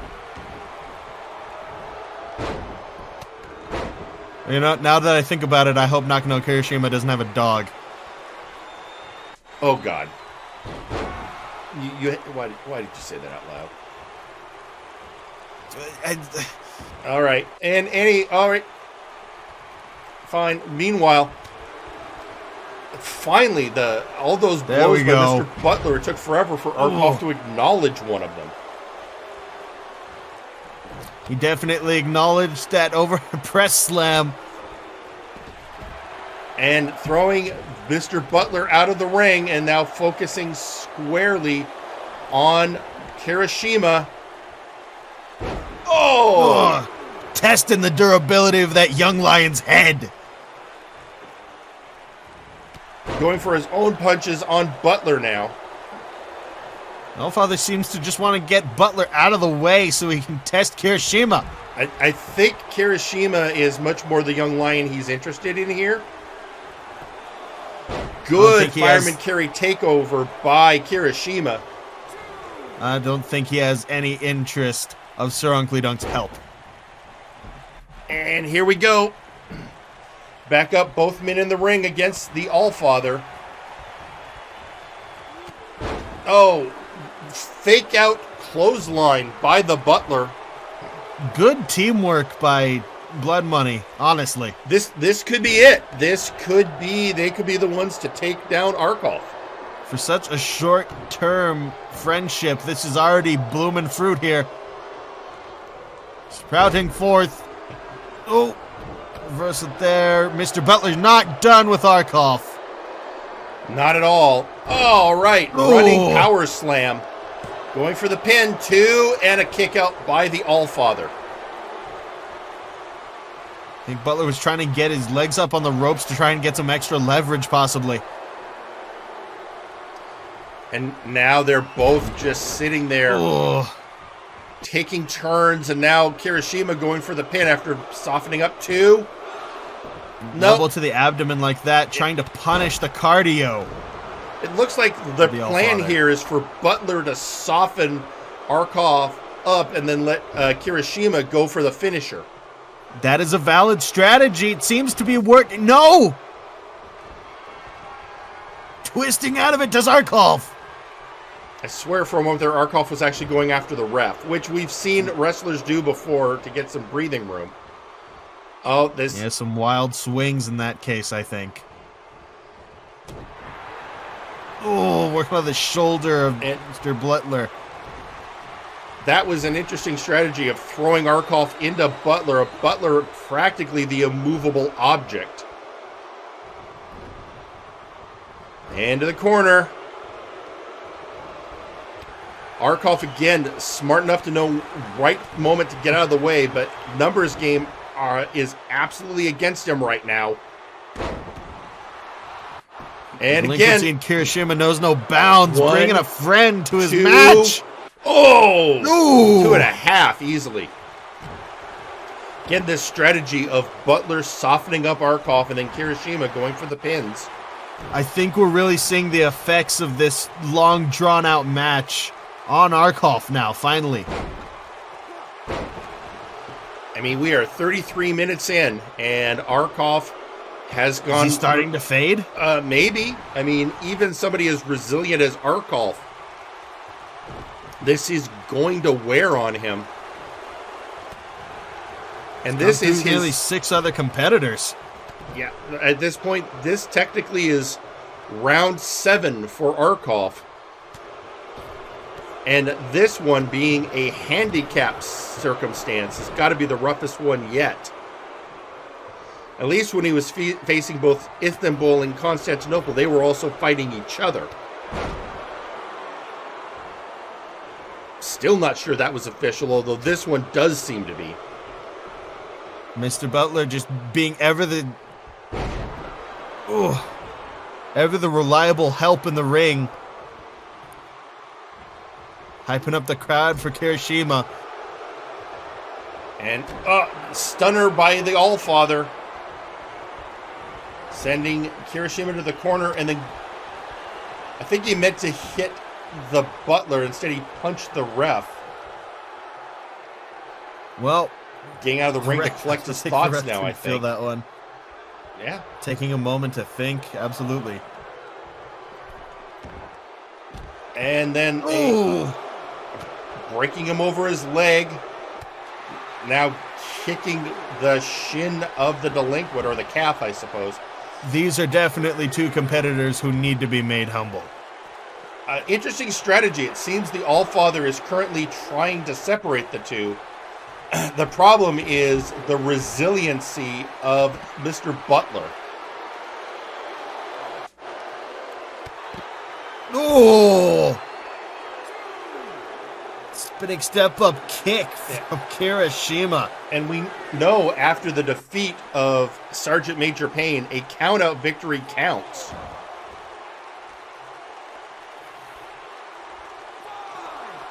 Oh, slammed on the hardest part of the ring, and now all 3 combatants back in the ring. The Allfather really taking a beating in this round. I don't think this is going to end well for Arcolf. Oh!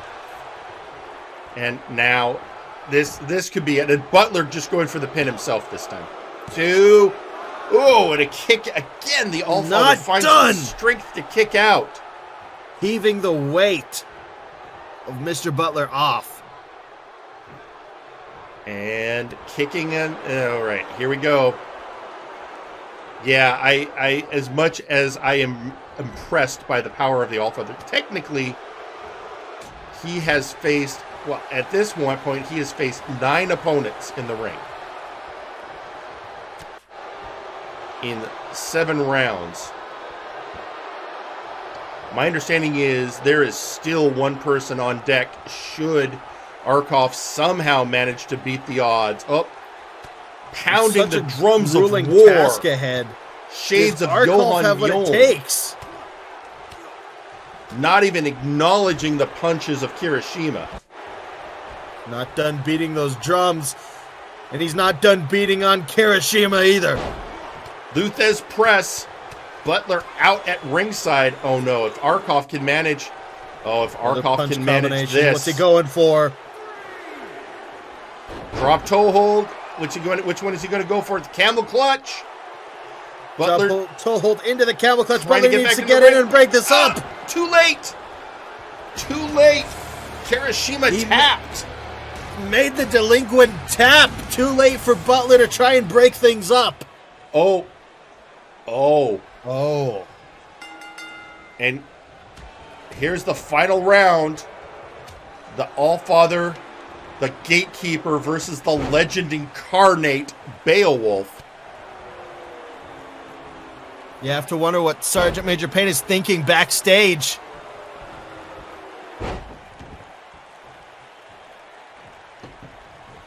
And apparently, you suplex there. You have the Legend Incarnate versus the Gatekeeper,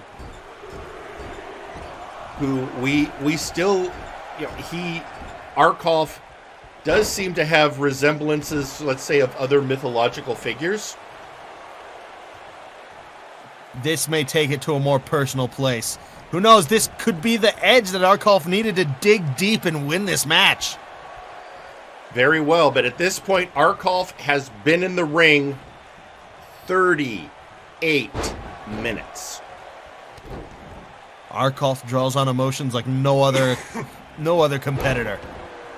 It is a testament to his endurance, his skill, his fortitude, and his experience that he has lasted this long. He's had a long time to really hone his skills. Probably the most practiced out of any competitor here in MNW. However, Beowulf is the myth come to life. He has had legendary battles in the past. Songs and stories have been written about him for centuries. So this is an opponent that could very well bring it to the Gatekeeper. Well, for a myth and a legend, he sure is on the ground, getting the piss beaten out of him. Power bomb!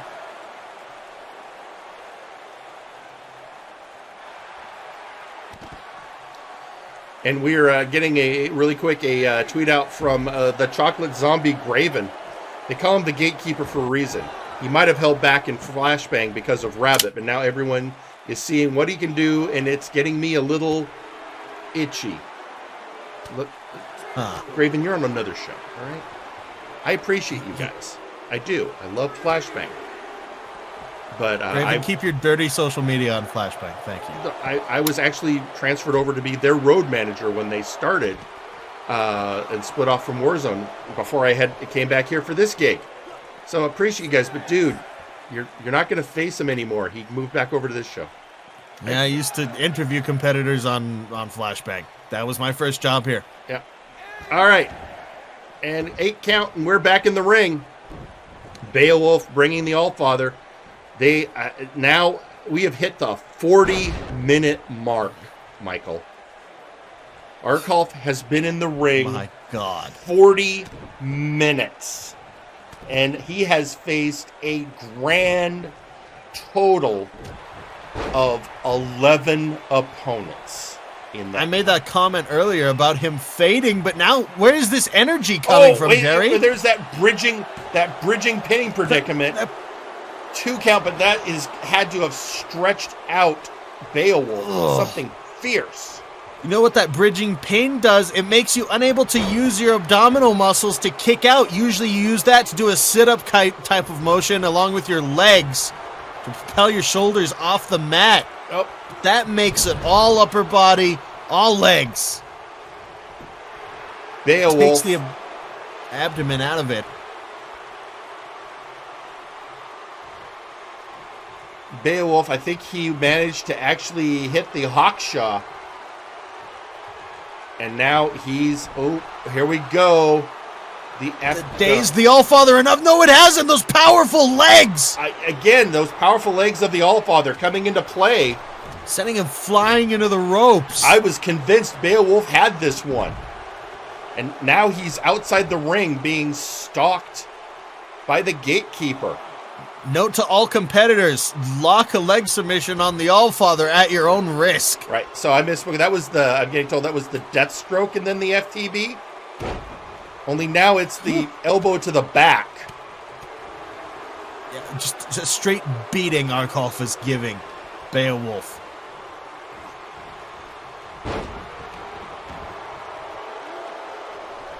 The legend come to life has come to get his ass kicked. Right now, Beowulf in control. Getting that punch in the corner, falling him. Another stiff right arm in the corner. Now a sidewalk slam. Definitely. I was going to say definitely Beowulf in charge until that uppercut from the Allfather. As much as I do enjoy seeing these young lions progress, I also enjoy seeing them Beowulf and the Tree of Woe. Brutalized by a vet. Oh, getting tied up in the Tree of Woe, and now, what is Arcolf doing? Oh, Luthez Press just punching him. That Luthez Press strike combination has paid dividends. 1, 2, 3. Oh my god, he did it! Twice with Uzra, and now against the legend Beowulf, knocking him unconscious and going for the pin. Your winner, Arcolf! The Gauntlet thrown down and shattered by the Allfather. 43 minutes, 11 opponents, and the Gatekeeper stands victorious. I think Arcolf has made his point. He will not be disregarded by anyone in Warzone. Hey, Jerry, speaking of exhaustive wrestling matches... That's true. I think we have a treat for the people. That, ladies and gentlemen, that was 43 minutes. Are you ready now for a 1-hour Iron Man match? Because that's what you're about to get. Before we get there, let's hear from the gentleman who will be in this high-stakes mask versus hair match. First, and I'm doing this for you, Michael, it's your favorite, it's Wilson. Oh boy. Well, we finally meet Juan Chance 1-on-1 for the first and last time. I say first because clearly you're not the same man I fought back then. You're not, Juan Jobber. You've grown some nasty little personality trots like having principles and sincerity in order to get these brain-dead morons to like you. But it's never gonna work for you, Juan. No matter how hard you work, no matter how hard you fight, no matter how hard you break yourself down, nobody is going to respect you because they'll never let you live down who you were in the past. I should know.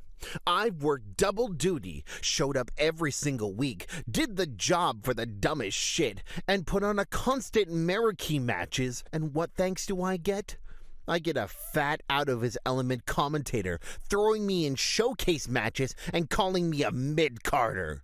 Well, sadly for him, I'm going to keep being the most popular wrestler in the multiverse. I'm still going to be the one every single person in the locker rooms is lining up to get a shot at. And I'm going to be the one putting on the real main event because I'm really fucking good at my job. You and I, Juan, we're going to have the greatest match in MNW history. We're going to have an hour-long fight that won't leave either of us the same man. We'll break the stigma around us. But more importantly, I'm going to break you. I'm going to break you. Take your mask, burn it in the middle of the ring, and smile while I still have a full set of hair. I'll see you at Thankskilling, Juan Chance. My revenge will finally be realized.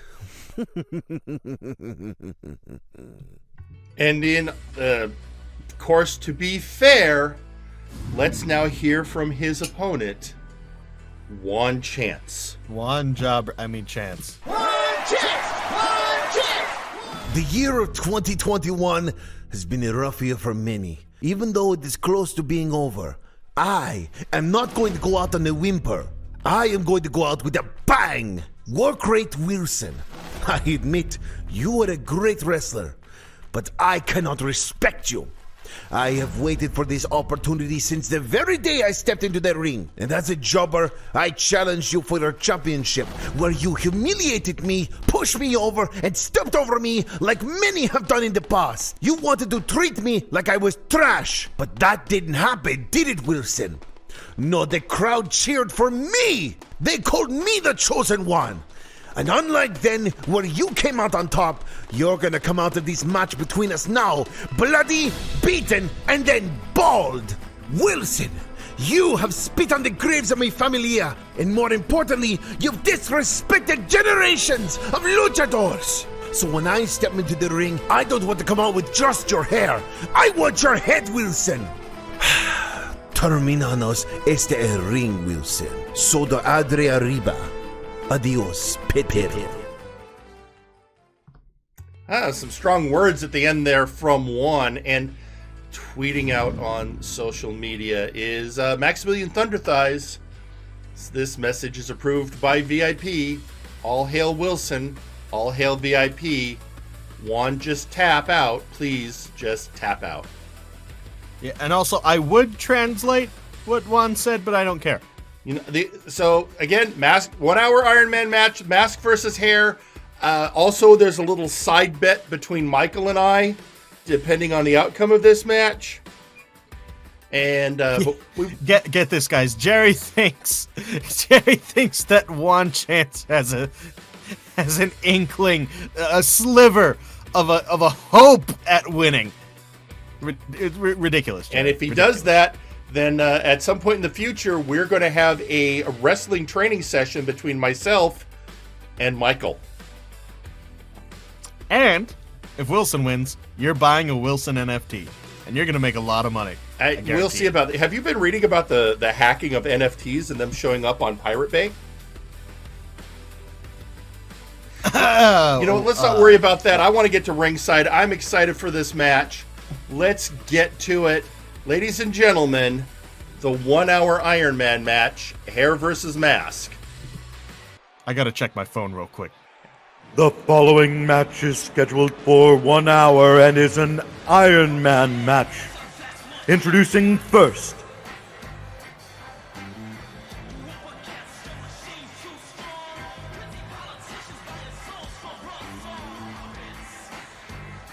One Chance. I'm going to interrupt whatever you have to say about Juan Chance to... a small tragedy has bestruck me. Somebody has right-click saved my Wilson NFT, and it's now worthless. That's a tragedy. So, ladies and gentlemen, to remind you, an Iron Man match, the match will go on for 1 full hour, and in it, the participants are trying to score as many pinfalls and submissions on their opponent as they can in that time. The person with the most at the end of the hour is declared the winner, and the loser will face their stipulation. Either Juan will lose his mask, or Wilson has to shave his head. A bald Wilson does not this world need. I kind of agree, but on the other hand, Juan has been looking for this chance for a long time. This has been a feud, and of course they've been mixed up in the entire meme versus VIP feud that has been going on that will culminate in our main event when Ausir Taran faces Zako Duo for the heavyweight championship. And introducing their competitor, representing VIP. Here he is, folks. It's Wilson! Work rate Wilson! The most sound, the most skillful, the best looking competitor in all of the multiverse. All of the multiverses, all the time. It's Work Rate Wilson. Well, we know that Wilson is, of course, big on his chances. He's been very hyped on social media these last few days about how he's going to win this match. Juan being, of course, much more reserved. And this is it's been forever since we've had an Iron Man match on Warzone. And this, after what we just saw, 45 minutes with the Allfather. Now this is going to be the guaranteed longest match of the night. I hope you're ready. Yeah, well, if you look back at the match history of Wilson, he's no stranger to these long drawn out matches. You have to give him that at least, Jerry. I mean, that's fair. He's been through some wars. I will say that. Thank you. Thank you. You know, he's not won many of them, but he's definitely been in them. Well, looks like for Christmas you're not just getting a Wilson NFT, I am also buying you a candle. Off Amazon. And with that, let's get ready to go. And we're off. And there's the timer. And Wilson starting out. Oh, Facebuster. Right on Juan. That wrestling proficiency comes out here. Not giving Juan a chance, in hell that being, to get any sort of move out that running bulldog. And another, yeah, that is just, at this point, I'm thinking it looks like Wilson is targeting Juan's face. Yeah, he's going to want him nice and bloody and bruised and probably swollen before he takes that mask off. Honestly, brilliant strategy from Wilson. Now, the piddly strikes of one chance, barely affecting anything on Wilson. Oh, and that is a lariat from hell, if you ask me. Lariat from Austin, Texas, at worst. Yeah. All right. Not even Houston. Hey, look. Don't go for cheap pop. We're not even in Houston. Don't go for a cheap pop.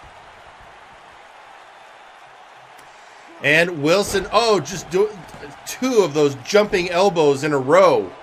Cheap pop? You think I like people from Texas? Anyway, Wilson stomping on the chest of one chance. And working over that arm, trying to take out that striking ability. I mean, working early. I mean, as we said, this match has got to go an entire hour. Whoever can get the most victories in that time is declared the winner. And, ladies and gentlemen, we're only 2 minutes in. And already we're seeing an aggressive streak on Wilson and the determination of Juan. Though that determination of Juan Chance being snuffed out by a better wrestler. Wilson has proven time and time again that he has the skill to defeat anyone in the multiverse. Scoop slam by Wilson.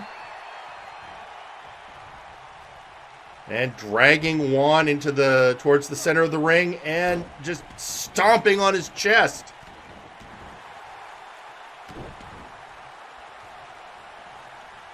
And not the most graceful of moves, but it is very effective. Oh, you know, there's so many questions like who will score the first victory, who of course will come out victorious at the end, and what's going to be the moment of the match. We've had some classic Iron Man matches, and we have some of them have been up for match of the year. Just in case you didn't know, folks, the point of an Iron Man match is within the time limit, the competitor with the most pins wins. Close, but you have to include submissions, Michael. Include submissions. Well, I feel like both of I don't know if either of these competitors are going to be going for submissions, but yes, that does also count. You never know. It could happen, especially once you're tired.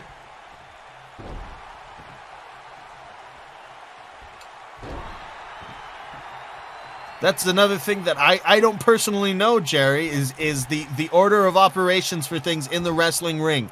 So when it comes to striking, when it comes to pinfalls, when it comes to submissions, when it comes to high flying. Well, hey, is there any sort of set strategy for getting the right order of operations there? Well, depending on how this match goes, you may have a chance to learn up close and personal. I asked you verbally, Jerry.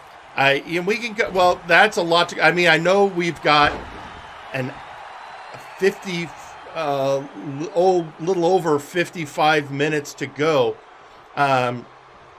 So I suppose we will have time to go over that as the match continues. So yeah, we can talk about that, especially as it's... Yeah, just don't touch me. Yeah, you know, I have no problem educating you before I get a chance to educate you.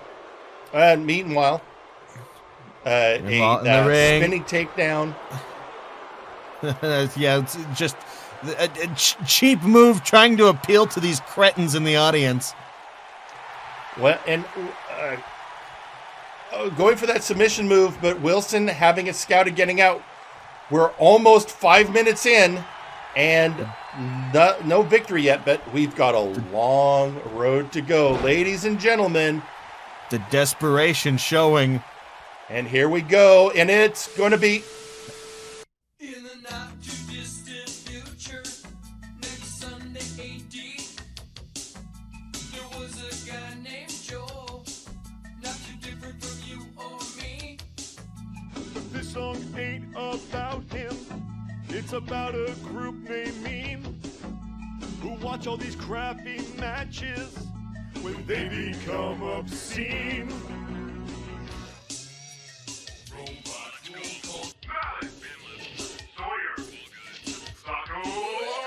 Wondering how he eats and breathes and other science facts. Then repeat to yourself, it's just the show. I should really just relax. For Mystery Science Theater 3000. Me Edition. Here we are once again at Shatsterpiece Theater. Please be Rock vs. Stone Cold. Please be Rock vs. Stone Cold. Please be Rock vs. Stone Cold. Suggestion: Optimus Prime versus Megatron. Transpoggers, please don't sue us, Hasbro. Fuck! Can't.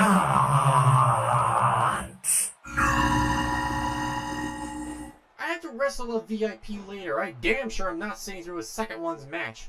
Sawyer, can you time travel us past this? Theoretically, yes. I can still do it, but I have this wonderful suggestion. It's called a remote, and this is the fast forward button. Under normal circumstances, I'd slap you silly, but desperate times. Malice, punch it! Mission acknowledged. And they're off to the races, folks. Now let's hope it's longer than a WWE match. Copyright blockage engaged. And here I thought Wilson couldn't sink any lower, from getting his face kicked off by a clown to fighting the masked one. Could be worse. He could be us watching him. Behavior pattern indicates gratification awarded to target Wilson. Is it even possible to whack yourself off with your own eyes? If it's self-filleting, VIP has done it. Man, the universe is really cruising by at this speed. Observation, Taurus Bull flying overhead.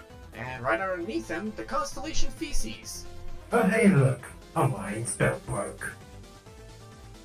Run, Juan, run! Assessment, strategy advised. Congratulations, Napoleon.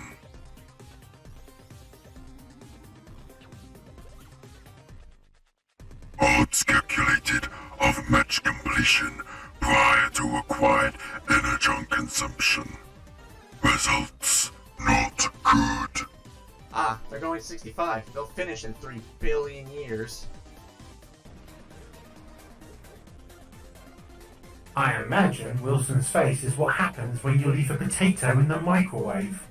Imagine if he somehow loses. He'll be just about as round.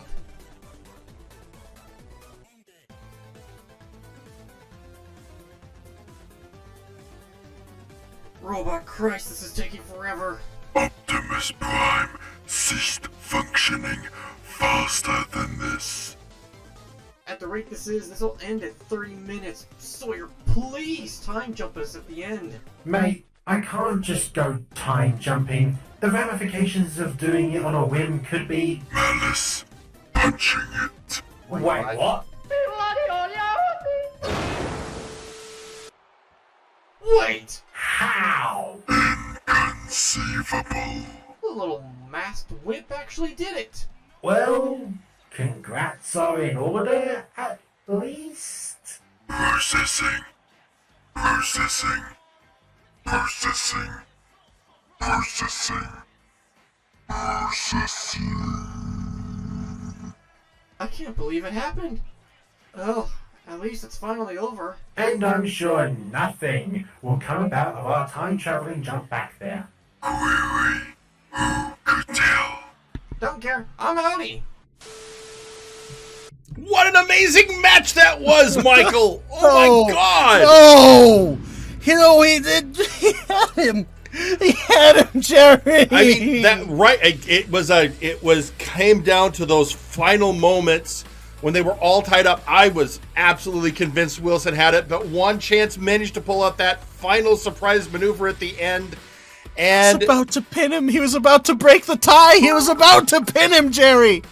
And he has won. Ladies and gentlemen, Juan Chance gets to keep his mask. Wilson, son of Will, has to go back and face a barber.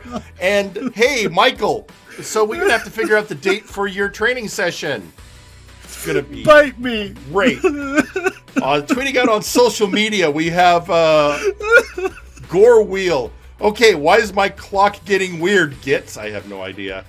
And then we're getting a tweet out by Malice. Okay, what does Malice have there? Meme has spared you an hour of Wilson. You're welcome. I don't get it. What do you? What do you mean? We just watched that amazing hour-long Iron Man match. That is going to be a classic. That could absolutely be match of the year contender for the Nexus this year. Which yes, did at you the see end Wilson of the show, do that triple front flip? Will be opening. That was great. Oh yes, and you know, I was able to answer all of your questions about the Order of Wrestling. Yeah, I know a lot more than I did before now. So all in all, I mean, I wasn't sure what that match was going to be like, but I'm very happy right now. It was amazing.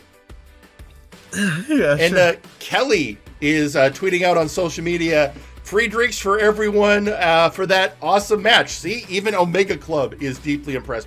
Michael, I would love to talk about what an amazing match that was, but after an hour, we still have to get ready to complete the show. So after I read off this last tweet from the Sandman, we're going to get ready for our Nexus Titan Championship match. And that message to Sandman is for you. Say, hey, Mikey, if you don't want Jerry to give you a lesson, I volunteer. Also, why do I get this sudden feeling like someone is fucking with time and I have to go put CH on them? Huh? Nothing a drinks won't solve. It's fair enough. I know that match just felt like it flew by. You know how sometimes when you're really into something, time just seems to just speed ahead? That's what that match was like. But anyway, folks, while Michael regathers himself after his deep disappointment, let's need my blankie.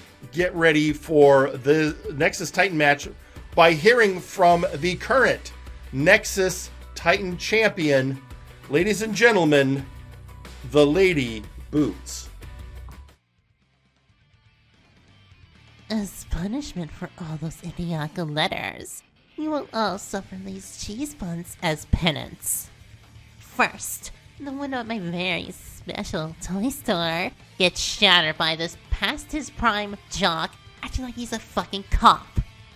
Then, Courtney and Val keep pestering me for free sessions these past few weeks. They used up their free one earlier this year. Finally, someone is plagiarizing my Gouda name by believing that I sent a letter to McCheese. That really grinds my crème. It must have been someone from the VI Parush. Or maybe it's the very pig sore loser, Ashura Dunk. I'll find this worm and make them recall dragging my name through the dirt. Thanks to them, I'm gonna stomp the Briost boy in this company. Someone who I managed back in the early years of MNW. And the person that played third fiddle to Probanaga and Citric King, McCheese. He thinks losing his precious republic was the worst thing that happened to him? It'll be a cakewalk compared to what I'm gonna do to him. This is what happens when you mess with the queen of temptation and corruption. Wait, so she didn't send him the letter? I think that was, yeah. All right. I'm very confused, but yeah, that's fine. We're going to move on. McCheese mistaken. Well, it was a letter signed Lady Boots. Hey, you know what? Let's worry about everyone's in gorilla position. Pete's telling me they're ready to come down. Let's not keep them waiting.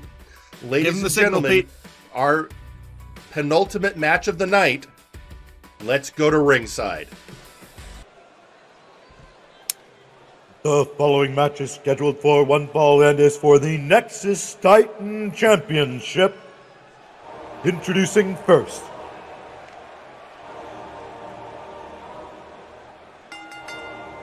Sir McCheese.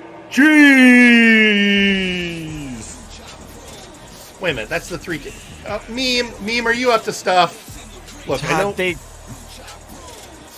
What is? I mean, you know, I thought we were going to go an entire show without meme shenanigans, and now this. Yeah, they. You know, they keep messing with stuff. And somewhere Flyboy is pounding his head against the wall. Why do they keep playing our theme? Yeah, that is the big question. Is why their theme? Actually, an important. We're getting a direct message from the Janitor. McCheese played second fiddle to no one. He was probably the Republic's best fighter. How dare she belittle him that way? I mean, if anyone's going to know. And introducing their competitor, they are the Nexus Titan Champion. They are Lady Boots. Lady Boots made her way down to the ring. Can only imagine the feelings that McCheese is feeling right now. Well, again, at one point, Lady Boots was his manager. And, of course, now the Nexus Titan Champion, our first female singles champion. And she is here for her first title defense. Decked out in her Conquest armor. And I'm still, you know, with hearing from the Janitor, I'm still curious what that... Well, I'm not curious. I know. I'm sure everyone else... At the end of the show, we'll explain what the favor is that the Storyteller did for him. I think he's been informed backstage, but yeah. Meanwhile... Yeah, and Jerry, I'm sure there are many a young bachelor who are interested in Lady Boots. You know what? That's... for young bachelors, she might be a bit much for them. Anyway, let's get on. We're here for wrestling. And so is Lady Boots, starting out with a Russian side slam.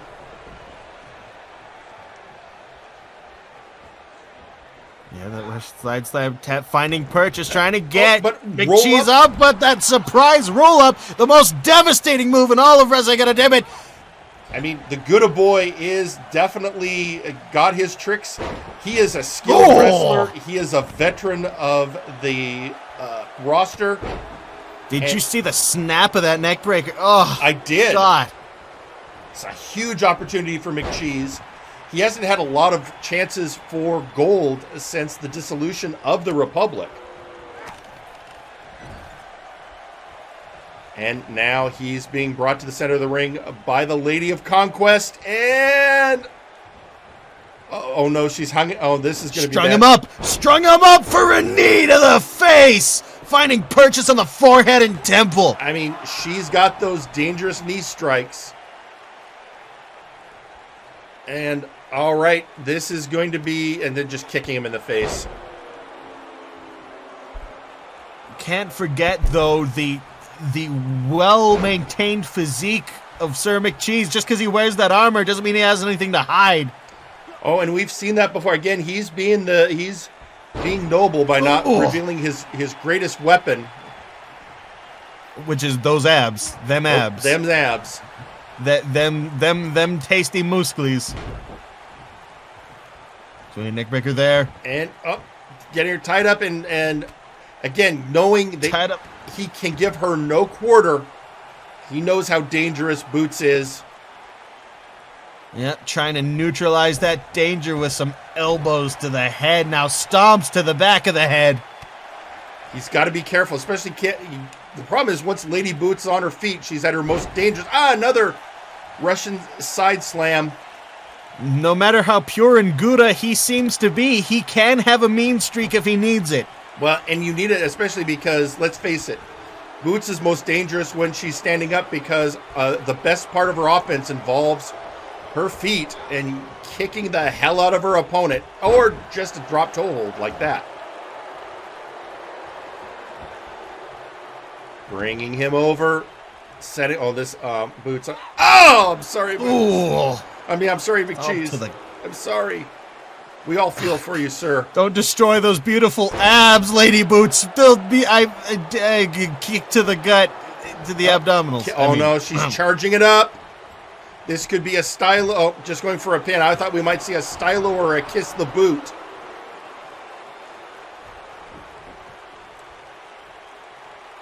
Neither of those happened, so McCheese, Lady Boots up on the shoulders to a gutbuster. And here we go. Boots now getting knees to the back, courtesy of our virtuous knight. A strong, virtuous knight. Oh! And, he was going for some strikes, but again, Lady Boots, great resistance to pain, and she knows how to return a good strike better than anyone. Oh, good lariat there. Again, skilled wrestler is McCheese. Yeah, across the neck and chest, got the head locked. This again, might be going for that blood choke. It might be a good move for him to slow the pace of the match down. Till maybe he can get in a Gouda driver or a cheese wheel. Oh, is that? Oh! You should have thought before, Chuck. You know what? Never mind. Oh.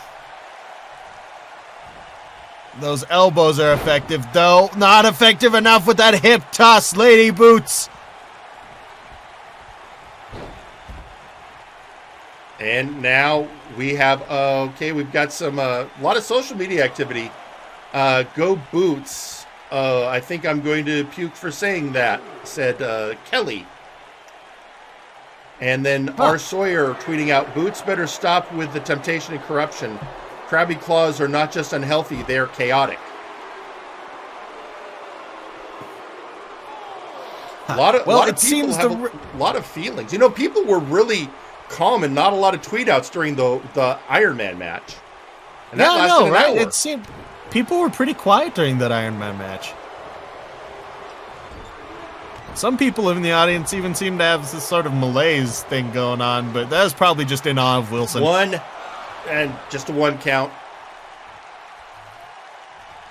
And kick to the back.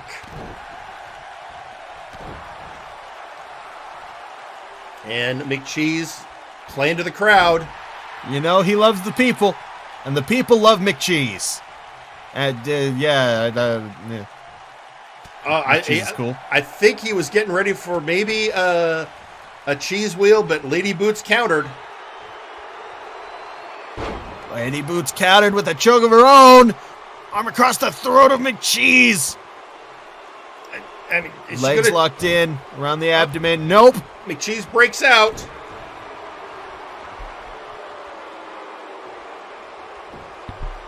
That core strength too much for Lady Boots to keep that submission locked in.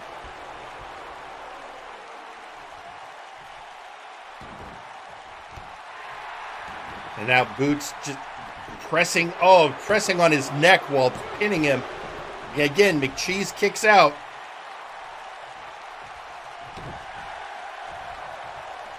Now she's just sizing him up. And that humiliating kick to the face. You can't disrespect the Gouda boy like that. Well, apparently when you're Lady Boots, you can. All right, where is this going to... Oh, my God. That. Kick like an axe chopping down the knight. And now she's just wearing him down. Trying to put a sleeper hold, but McCheese powering out. You know, Jerry, I thought nothing would compare to that technical masterclass we saw in that previous match, but this is certainly certainly matching up. Oh no, here, I got a bad feeling. Which one is this going to be? Stylo, but it was attempted as Stylo, but a drop toe hold from the Knight. The perfect counter for that Stylo. Perhaps Kiss the Boost would have been more effective in that situation, but... Russian side slam and... Russian side slam. That had enough momentum if you wanted to go for a Spanish fly, but she could have. Tried again. And... Again going for the Stylo, and again countered by McCheese. Boots, you can't keep doing that. He has it scouted. McCheese not showing only his, his charm and all that, but showing his skill. And now just a slap to the face. And this is going to be off the top rope suplex. Superplex from the top. And I got to feel. Oh, I'm sorry, Bootsy. First defense. I'm sorry too. She kicked out.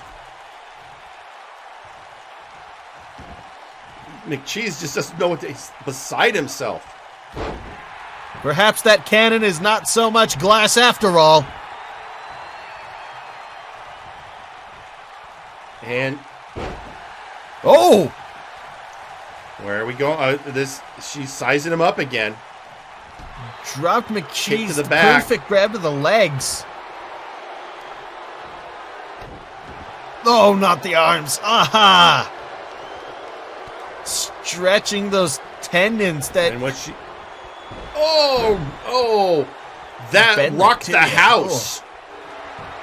Rocked the house into the pin. 1, 2, 3. She does it. 3. She catches the win.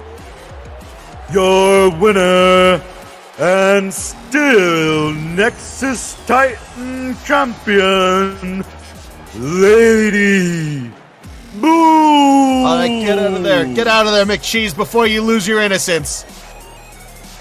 And with that, Lady Boots retains. Still your Nexus Titan champion. And still quite a feather in the cap for the Conquest Bloodline. We had a few other tweet outs during that match, but they weren't directly about the match. Constantinople tweeted, not sure what was going on in that Gauntlet match. Someone pointed at me to the ring and said, "Go, you're on," and pushed me out of the gorilla position. Had fun though, love a good fight. Okay. And then also... feel like there are strings being pulled beyond us, Jerry. Very possibly. Also, Lasumi the Robot. Time is like a river, Jerry. Sometimes it flows at a slow pace, and sometimes it rushes by without anyone knowing. I mean, fair. I mean, philosophy. I suppose when you have an internal, like, timing mechanism, time is a very interesting thing for you. Circadian rhythm, I believe it's called. Could be. Well, so that was Lady Boots retaining her Nexus Titan Championship. So let's hear from the leader of the Conquest Bloodline. Let's hear from Mr.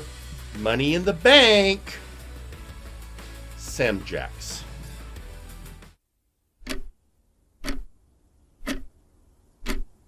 The more things change, the more they stay the same. Mortals and immortals, we are about to witness the most expensive bathroom break in the history of MNW. For putting this match between Ausir and Zako, the brass might as well offer blankets and pillows, because this song and dance will put the audience and everyone in the back to sleep. I, however, do not need it. That's perfect, because I am as familiar with these men as those who need to be deeply punished. The flawed pharaoh facing the most pathetic and coward robot over the top prize in this promotion. I teased each and every one of you before, but this time might be different. Maybe I'll use my briefcase and take the belt. Claim it as my own. It is better in the hands of a conqueror than these disgusting worms!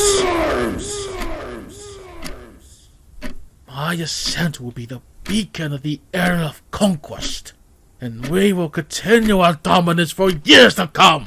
Trust me, it is only a matter of time. Tick, tock, tick, tock.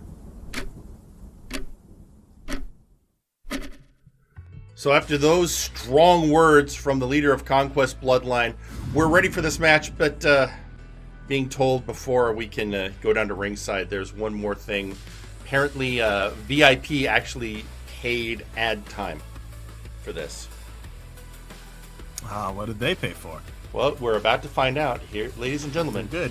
We'll have your main event after this sponsored message.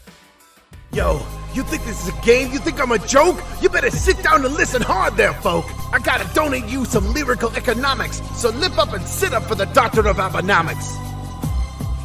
As I step to the ring, still holding my breath, former friends and allies giving me the stare of death, cause they don't understand where my mind has left, saying my soul is empty, but my wallet heft. But I ain't looking those behind me, cause they don't deserve it. There's only one golden faction, and you know they're worth it.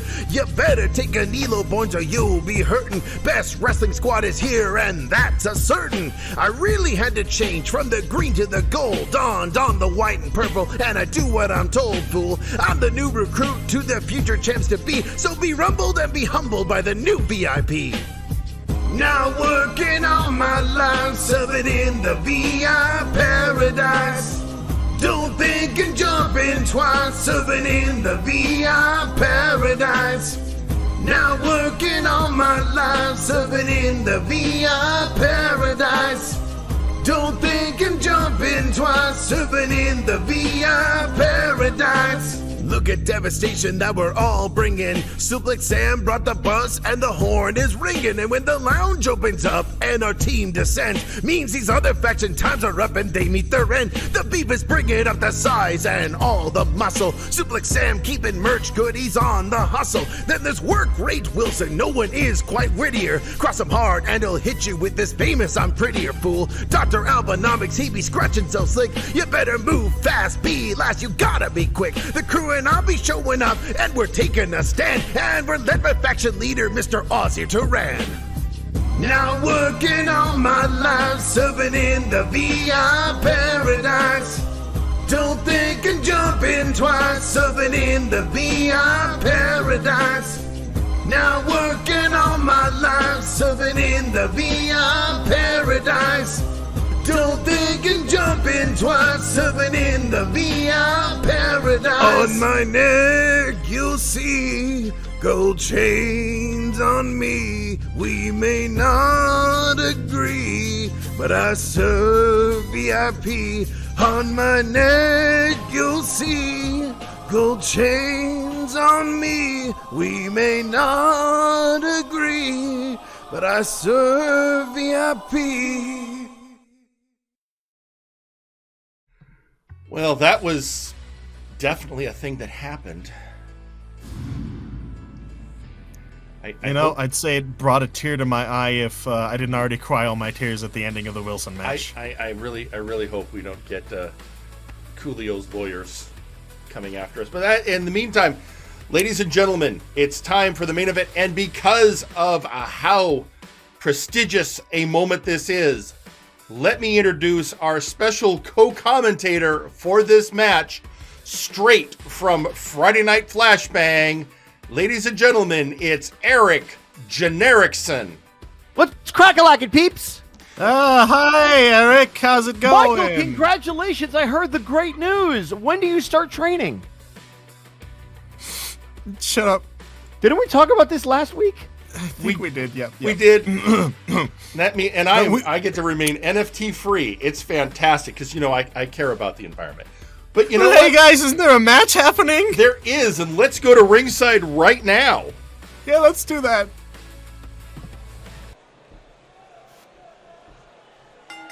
The following is your main event.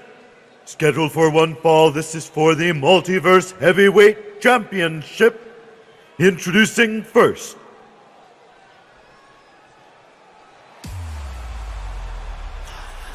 representing VIP, Ausir Taran. The VI Pharaoh. There he is. That was in folks. stereo. It was. That was. I was about to say his name, which is Ausir Taran. Love doing that. That's really the real reason we ended up hiring him, Eric, was he can roll his R's. Ah.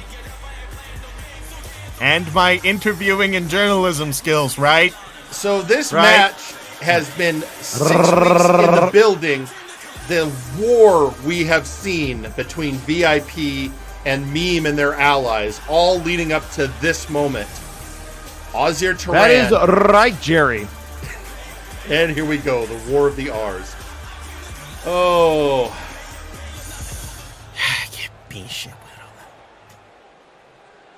And introducing their competitor, representing the main event mechs, they are the Multiverse Heavyweight Champion, Zako Duo.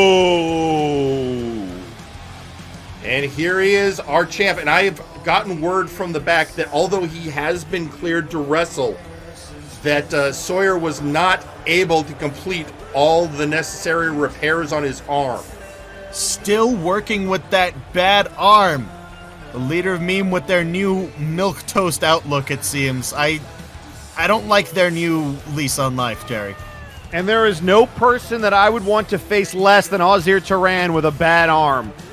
Absolutely not. The Trials of Osiris is already one of the most deadly submission moves in MNW history.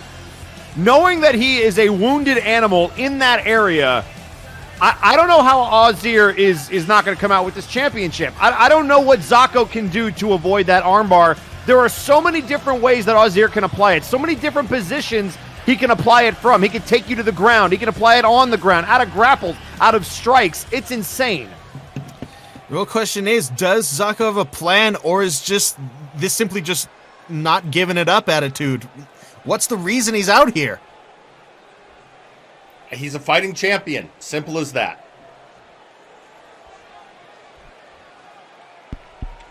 And now here we are, sizing each other up.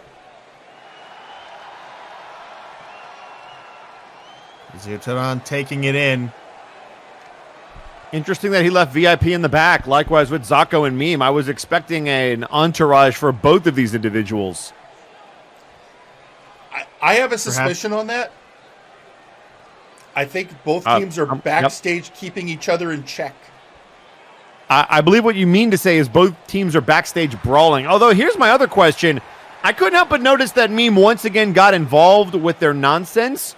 Is Zako even fully focused on Ausir? Because he seemed to be spending a lot of time coming up with insults for Wilson and Juan. What are you talking about? I'm not sure. I was. Did you not watch the? Yeah, the Iron Man match was fantastic. An hour of it was skilled. I was surprised at the skill Wilson put out. No. Yeah. But did you? You know what? You haven't seen the live broadcast. I've been here in the arena the whole time. Did something happen to the live broadcast? You know, that was that match. Let's focus on this one. And here they go.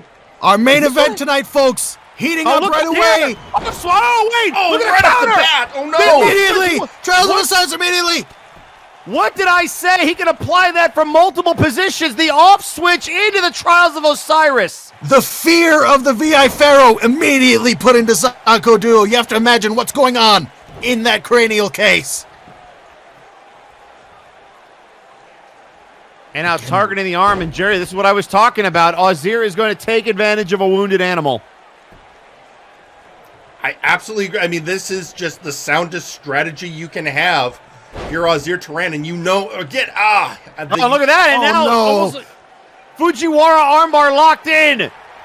I'm not a person with much empathy, but even I'm gritting my teeth at that. No. Oh, and again, he's working on both arms. Again, this is Ausir Taran. I mean, that's standard operating procedure any given day. But this time, with the biggest prize just moments away from his grasp. And now dissecting him with Genericson, precision strikes. What's better than one bad arm? 2. Yeah, exactamundo. Here's the other thing that this does. Dragon's It also Brew. neutralizes pretty much of all of Zako's offense. The only move he utilizes that is not some kind of strike or lifting maneuver is that reset button, that bicycle kick of his. And that's pretty much what he's down to, if he can neutralize those arms. That takes quite a bit out of his lexicon of moves. That's He's true. not going to have much. It's going to weaken any attempt at the Ansible effect or the Red Comet. And not to mention even the off switch, that thrust right to the throat. I mean, all of it becomes a question mark the further we go along and the more damage those arms sustain. But Zako Duo, not the type of bot to give up or to tap or to say I quit. Not the type for that. I mean, he doesn't have to quit. He could just pass out from the pain. Again, any kind of submission, pinfall, or referee stoppage will send the title over to VIP and Ausir Taran. That's exactly what I'm getting at. Oh, those heels digging into the pelvis of Ausir Taran. Ausir trying to keep Zako from getting back to a vertical base. Which is smart. Ausir thrives on the ground. Zako does not. You know, better him being on the mat than having to take it to the mat. Again, going after that arm, tweaking it back. And here we go with that stomp. There it is. Oh. Bearings grinding. Bushings falling to pieces. You can only imagine what's happening on the inside of that arm. Well, in my case, that's literally, I can only imagine. I don't know how it works. Don't worry, we'll get you into the ring soon and you can find out. I meant mechanics, but sure. Taran circling him like a damn shark. And Ausir has been in control in the early part of this matchup. I think that Trials of Osiris shook Zako a little bit. Yeah, going right off and having that thought of having one of the shortest title matches in history would absolutely affect somebody like Zako Duo. Well, not just that, but just the fact that he gave him his best shot right out of the gate in an immediate reversal. And now we're seeing Zako go into that leg offense. We don't see a lot of kicks out of him, but that bicycle kick, that axe kick, little something new from the bot. Well, you know, needs must. He's in a situation where his normal bag of tricks aren't going to serve him. And any time that Ausir Taran gets a hold of that bad arm, there's a chance that something could critically malfunction. That arm could cease function at any time during this match. If that happens, it's pretty much over. You'd have to think that's a guaranteed victory for Ausir Taran. Zako, considering, I think that was what we just saw was him considering his moves and realizing everything he wanted to do just wasn't an option.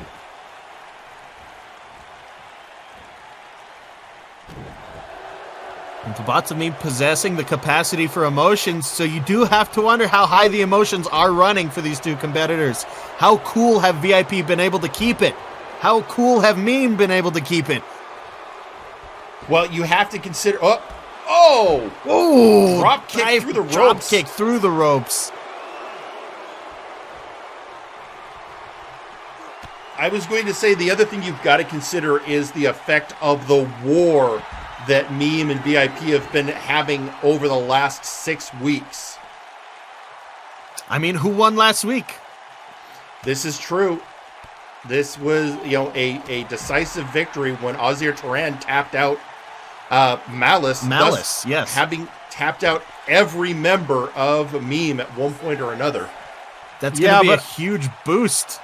I'll tell you what, it's different when the stage is this big, when the lights are brightest. This is a different kind of pressure. The title is on the line, and now Ausir has to do it a second time. There have been a lot of people that have beaten Zako once. The list is a lot shorter when you talk about people that have beat him twice. Once he has that intel on you, it becomes a lot harder. True. And tweeting out on social media, Maximilian Thunderthighs, approved message of VIP, behold the power of VIP's faction leader Ausir Taran, be rumbled, be humbled, and Zako be crumbled. See, I wanted to ask you guys about that. What is Maximilian Thunderthighs' problem? There is no problem. He's seen the light. He's seen the What light that VIP can shine upon his career, Genericson. Really? Have you not seen the careers of the members of VIP and how just how amazing all of them are? Maximilian wanted a piece of that, so he bent the knee. Really? Because I remember him being a Big Oof champion without them, and what has he done since joining them? Oh, look out here. Tequila Sunrise, maybe. No, armbar. Another armbar. Another armbar. That's on both.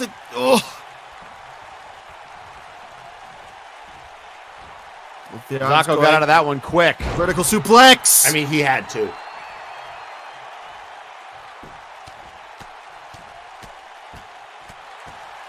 Targeting no, the but don't head worry, of Michael. Ausir I'll Taran. wait. Tell me what VIP has done for Maximilian Thunderthighs' career, by all means. Well, for once, they got him out of that awful, disgusting forest green that he wears. You mean the camo that supported our troops? Well, I mean, I support our troops. I just don't support our troops looking shabby. It's camo! We don't need camo anymore.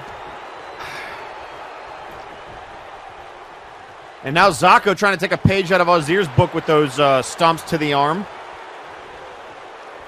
Oh, and just bringing him to the corner, teaching him to count to 10.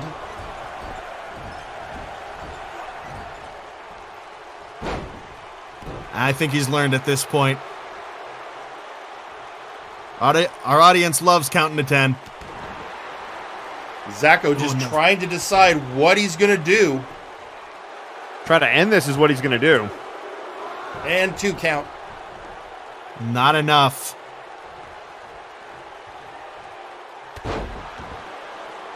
Knee to the head.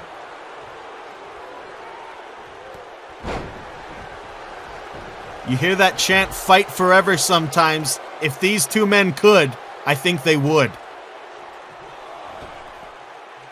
I don't think Zako would last forever with the current condition of one or potentially both of his arms.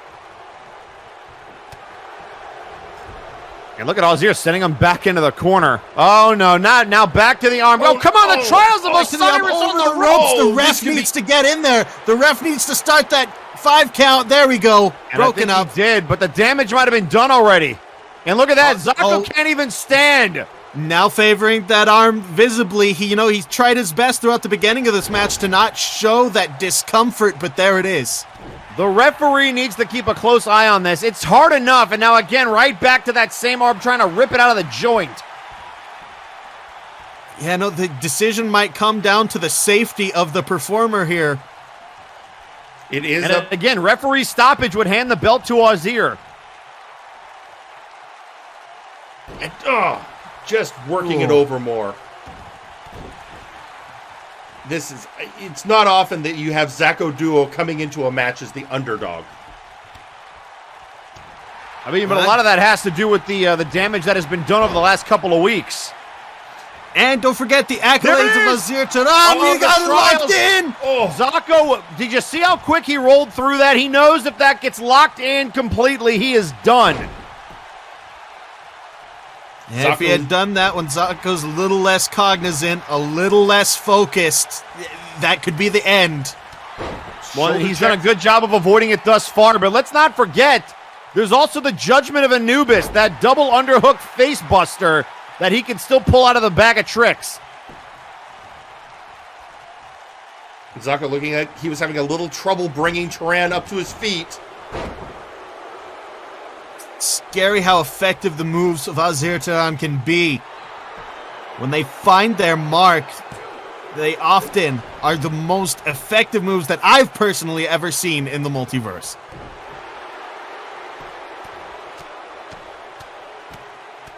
Flurry of right hands. Shots to the head. I mean, Zako's just trying to knock him out.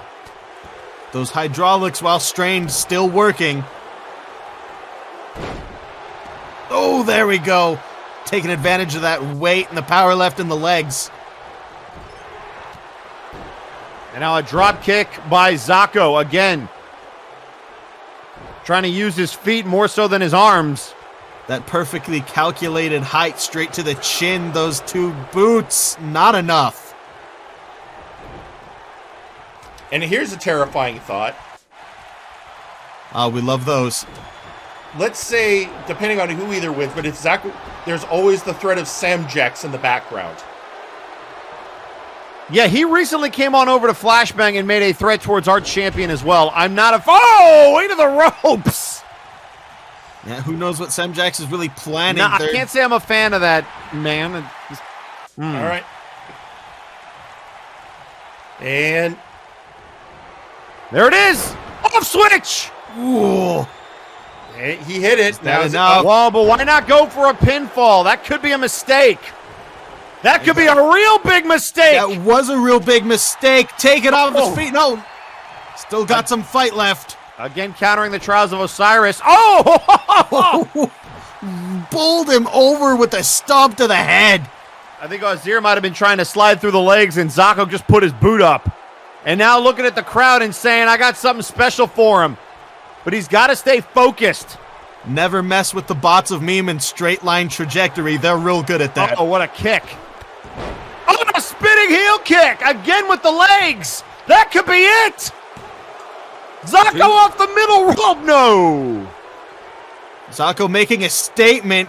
You break my arms, I'll break you with my legs. What's he going for here? Oh, this could be another. Oh, there it is. The off switch again. It's the best thing he's got right now. But only a 2 count. Still not enough. Ausir says not today. And was that the last gasp of our world champion? Has the VI Pharaoh's fighting spirit been snuffed out? Well, he just got dumped on his head again, and Zako continuing to attack with his feet. 2-0! Jerry, did you see how slow that shoulder roll was? How little energy there was? I did. And over the top rope. I think Ausir is definitely spilling the blood in the water. This match has the commentary box on the edge of our seats. And this is an interesting idea, just letting Zako catch his breath and stalking him like a wild animal. But again, he cannot win the title on a countout, so he's going to want to get Zako back in this ring. Champion's advantage on the outside.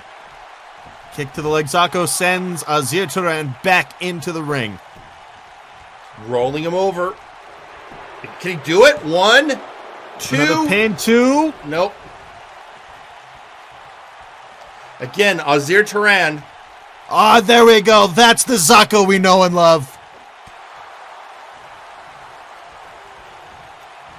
But can he capitalize? Again, By showboating, no. Smart move using the ropes to his advantage. That pin locked in again. Still not enough. Another kick out. Perhaps even more grueling than that Iron Man match. It's the punishment both these competitors have taken. Again, one mistake could be the end of a title reign and the start of a new one. Trade of right hands, elbow strike. Oh, what a drop kick. Returning the favor to Zako duo. You're not the only one with legs, pal. Bringing him up, and Zako said now no. Shoving him towards the corner. Ooh. Oh, he's got him. Oh, what a clothesline. Spittle flying with that right hand, followed by the clothesline. But how much does Zako have left? Can he even get him up? He's going to try the Red Comet. He's trying. He's going to try it. The struggle. Oh, no. Worst. Oh, no. Worst. We're going to have a new champion. Oh, my goodness. That was literally the clutch moment. What can Zako do at this point? That was a life flash before your eyes moment. Wait a minute. It's a bull effect. It's a bull. The disrespect using Zako's own move against him. That spinning back elbow, the Ansible effect. Oh, he's going for it again. He's trying to beat Zako with his own move. What? That was what? That was the boss KO. Boss KO out of nowhere. Are you kidding me? Where did? How? And he did it. Him. He retains against the VI Pharaoh. Your winner and still Universal Champion, Zako. Duo. Against and look, all odds. Look Zako how duo gassed he is. I mean, absolutely, but against all odds, he retains. I cannot believe what we just saw, Michael and Jerry. He couldn't get him up for the red comet. The Ansible effect was neutralized, and he pulled out a 3-year-old move, and it's still as effective as the day that it won that championship, and now it's retained it for the cursed future. And I'm flabbergasted. And a message to VIP, because that was the move of one of their founding members, or would have been one of their founding members. Yeah, if it didn't get put through, I guess Defunct's calling it a flaming altar now. What is... I have questions, but we finally have an answer. Zako Duo retains at the Super Show. The bots of me must be celebrating backstage. You know what? I never liked VIP. Don't like him. Garbage. That's Wait, what did you just say? Real quick, a couple of social media tweets happened during that match. I just couldn't get to them first. We have the Carcharodon saying, well, I don't know how to feel about not being left out of that Gauntlet match. Sometimes there's a lot of young lions there. Sandman, hello, Eric. Catharsis is a wonderful feeling, isn't it? Also, Montoya, I do feel kind of bad for you, so I had Kelly send you a drink. Cheers. Oh, thank God. Also on Michael Montoya, Carcharodon says, well, he wasn't hired for his personality, Mr. Aldini. I had to kind of dumping on you, Michael. Excuse you. Excuse you. In fact, Carcharodon, really busy. The light at the end of the tunnel, also known as the incoming train. Lasume the robot saying, oh, how horrifying. I don't like me, but even I can tell this is not right. You should not be in the ring right now, concerned about Zako's safety. Well, it turned out okay. McMorgan saying, you have a problem with green, Montoya? Think we might need to have a wee chat after the show, after those fighting words. And hey, Jerry, will you walk with me through the parking lot today? Finally, of course, Carcharodon going, until suddenly Samjax. Although Samjax didn't show, I guess Samjax decided to let Zako enjoy the victory. Well, I have to say this. It's been a hell of a night, but we have one last thing to do. It's really important. Ladies and gentlemen. Wait, we do? We do. Ladies and gentlemen, it's now time. We've been promising you this all week.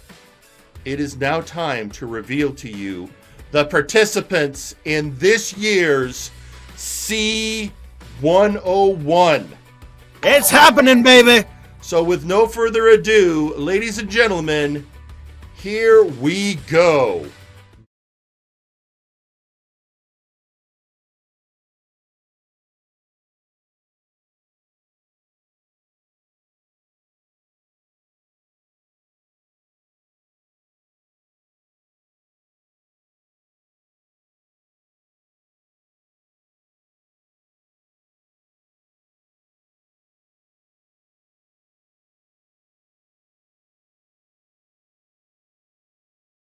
Multiverse Nexus Wrestling is proud to present the opportunity of a lifetime. Warm your hearts with wrestling passion as we welcome forth the most dangerous and chaotic chants for glory. The C101 Culmination! 20 wrestlers will compete in 2 10-man blocks. The match time limit is 20 minutes. If a wrestler is victorious, they acquire 2 points. Time limit draw, 1 point for both wrestlers. If a wrestler is pinned, they are awarded 0 points. Now, without further delay, here are your competitors!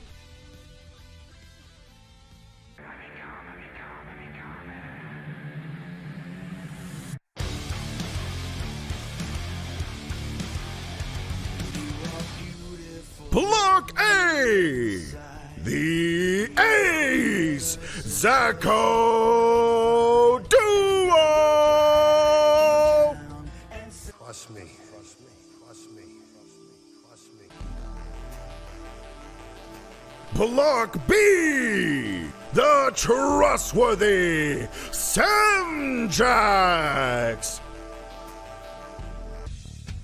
Block B, Shoe Nations Devon.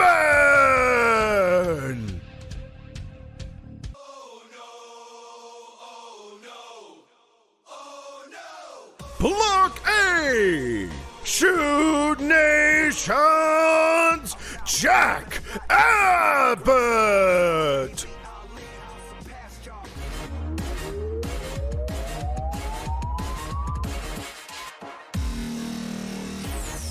Block A, the Mistress Lady Boots.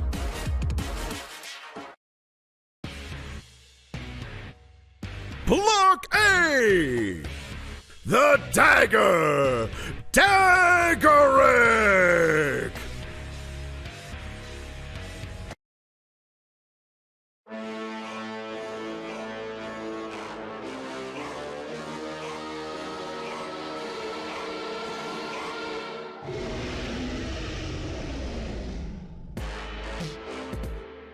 Block B, the Dawn Victor Vicious.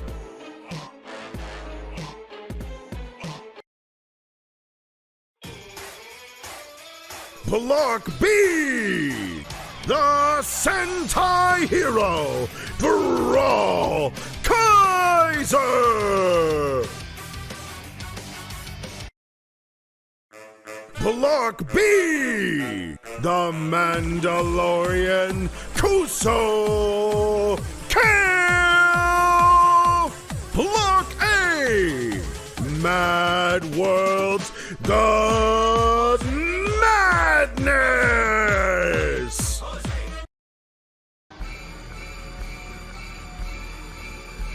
Block B, the Nightmare Zeracus. Block B, Doomsday Michael Macabre.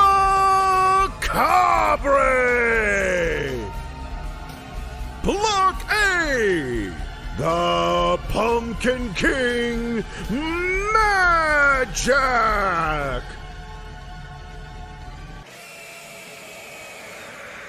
Block B, the Homicidal Suicidal Suicide Gemini.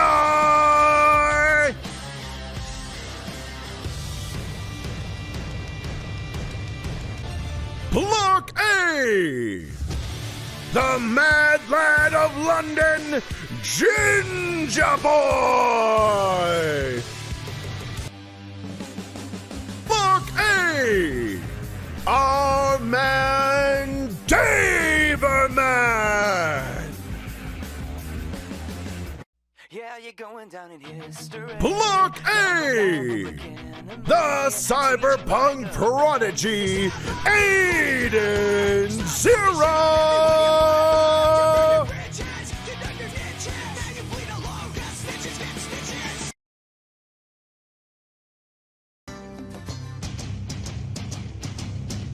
Block B, the Grave Digger Graven Allen.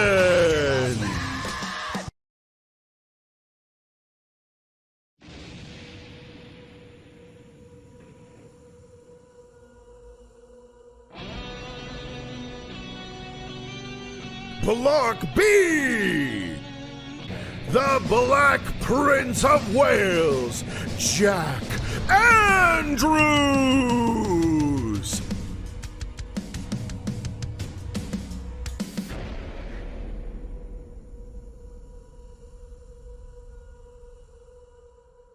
Block A,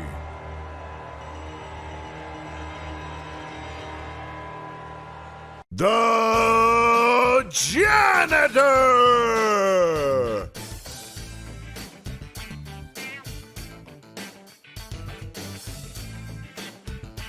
The competitor with the most points from both blocks will compete in the annual Ultimate Culmination Match, where the winner will receive a world title shot at either the Multiversal or the World's Heavyweight Championship of their choosing. And you can catch all the action on Twitch. Block B airs on twitch.tv/Edward Bosco, Fridays at 5 p.m. PST. And Block A will air on twitch.tv/Dr. Caliban, Saturdays at 1 p.m. PST. Who will stand? Who will fall? And who will reach the culmination?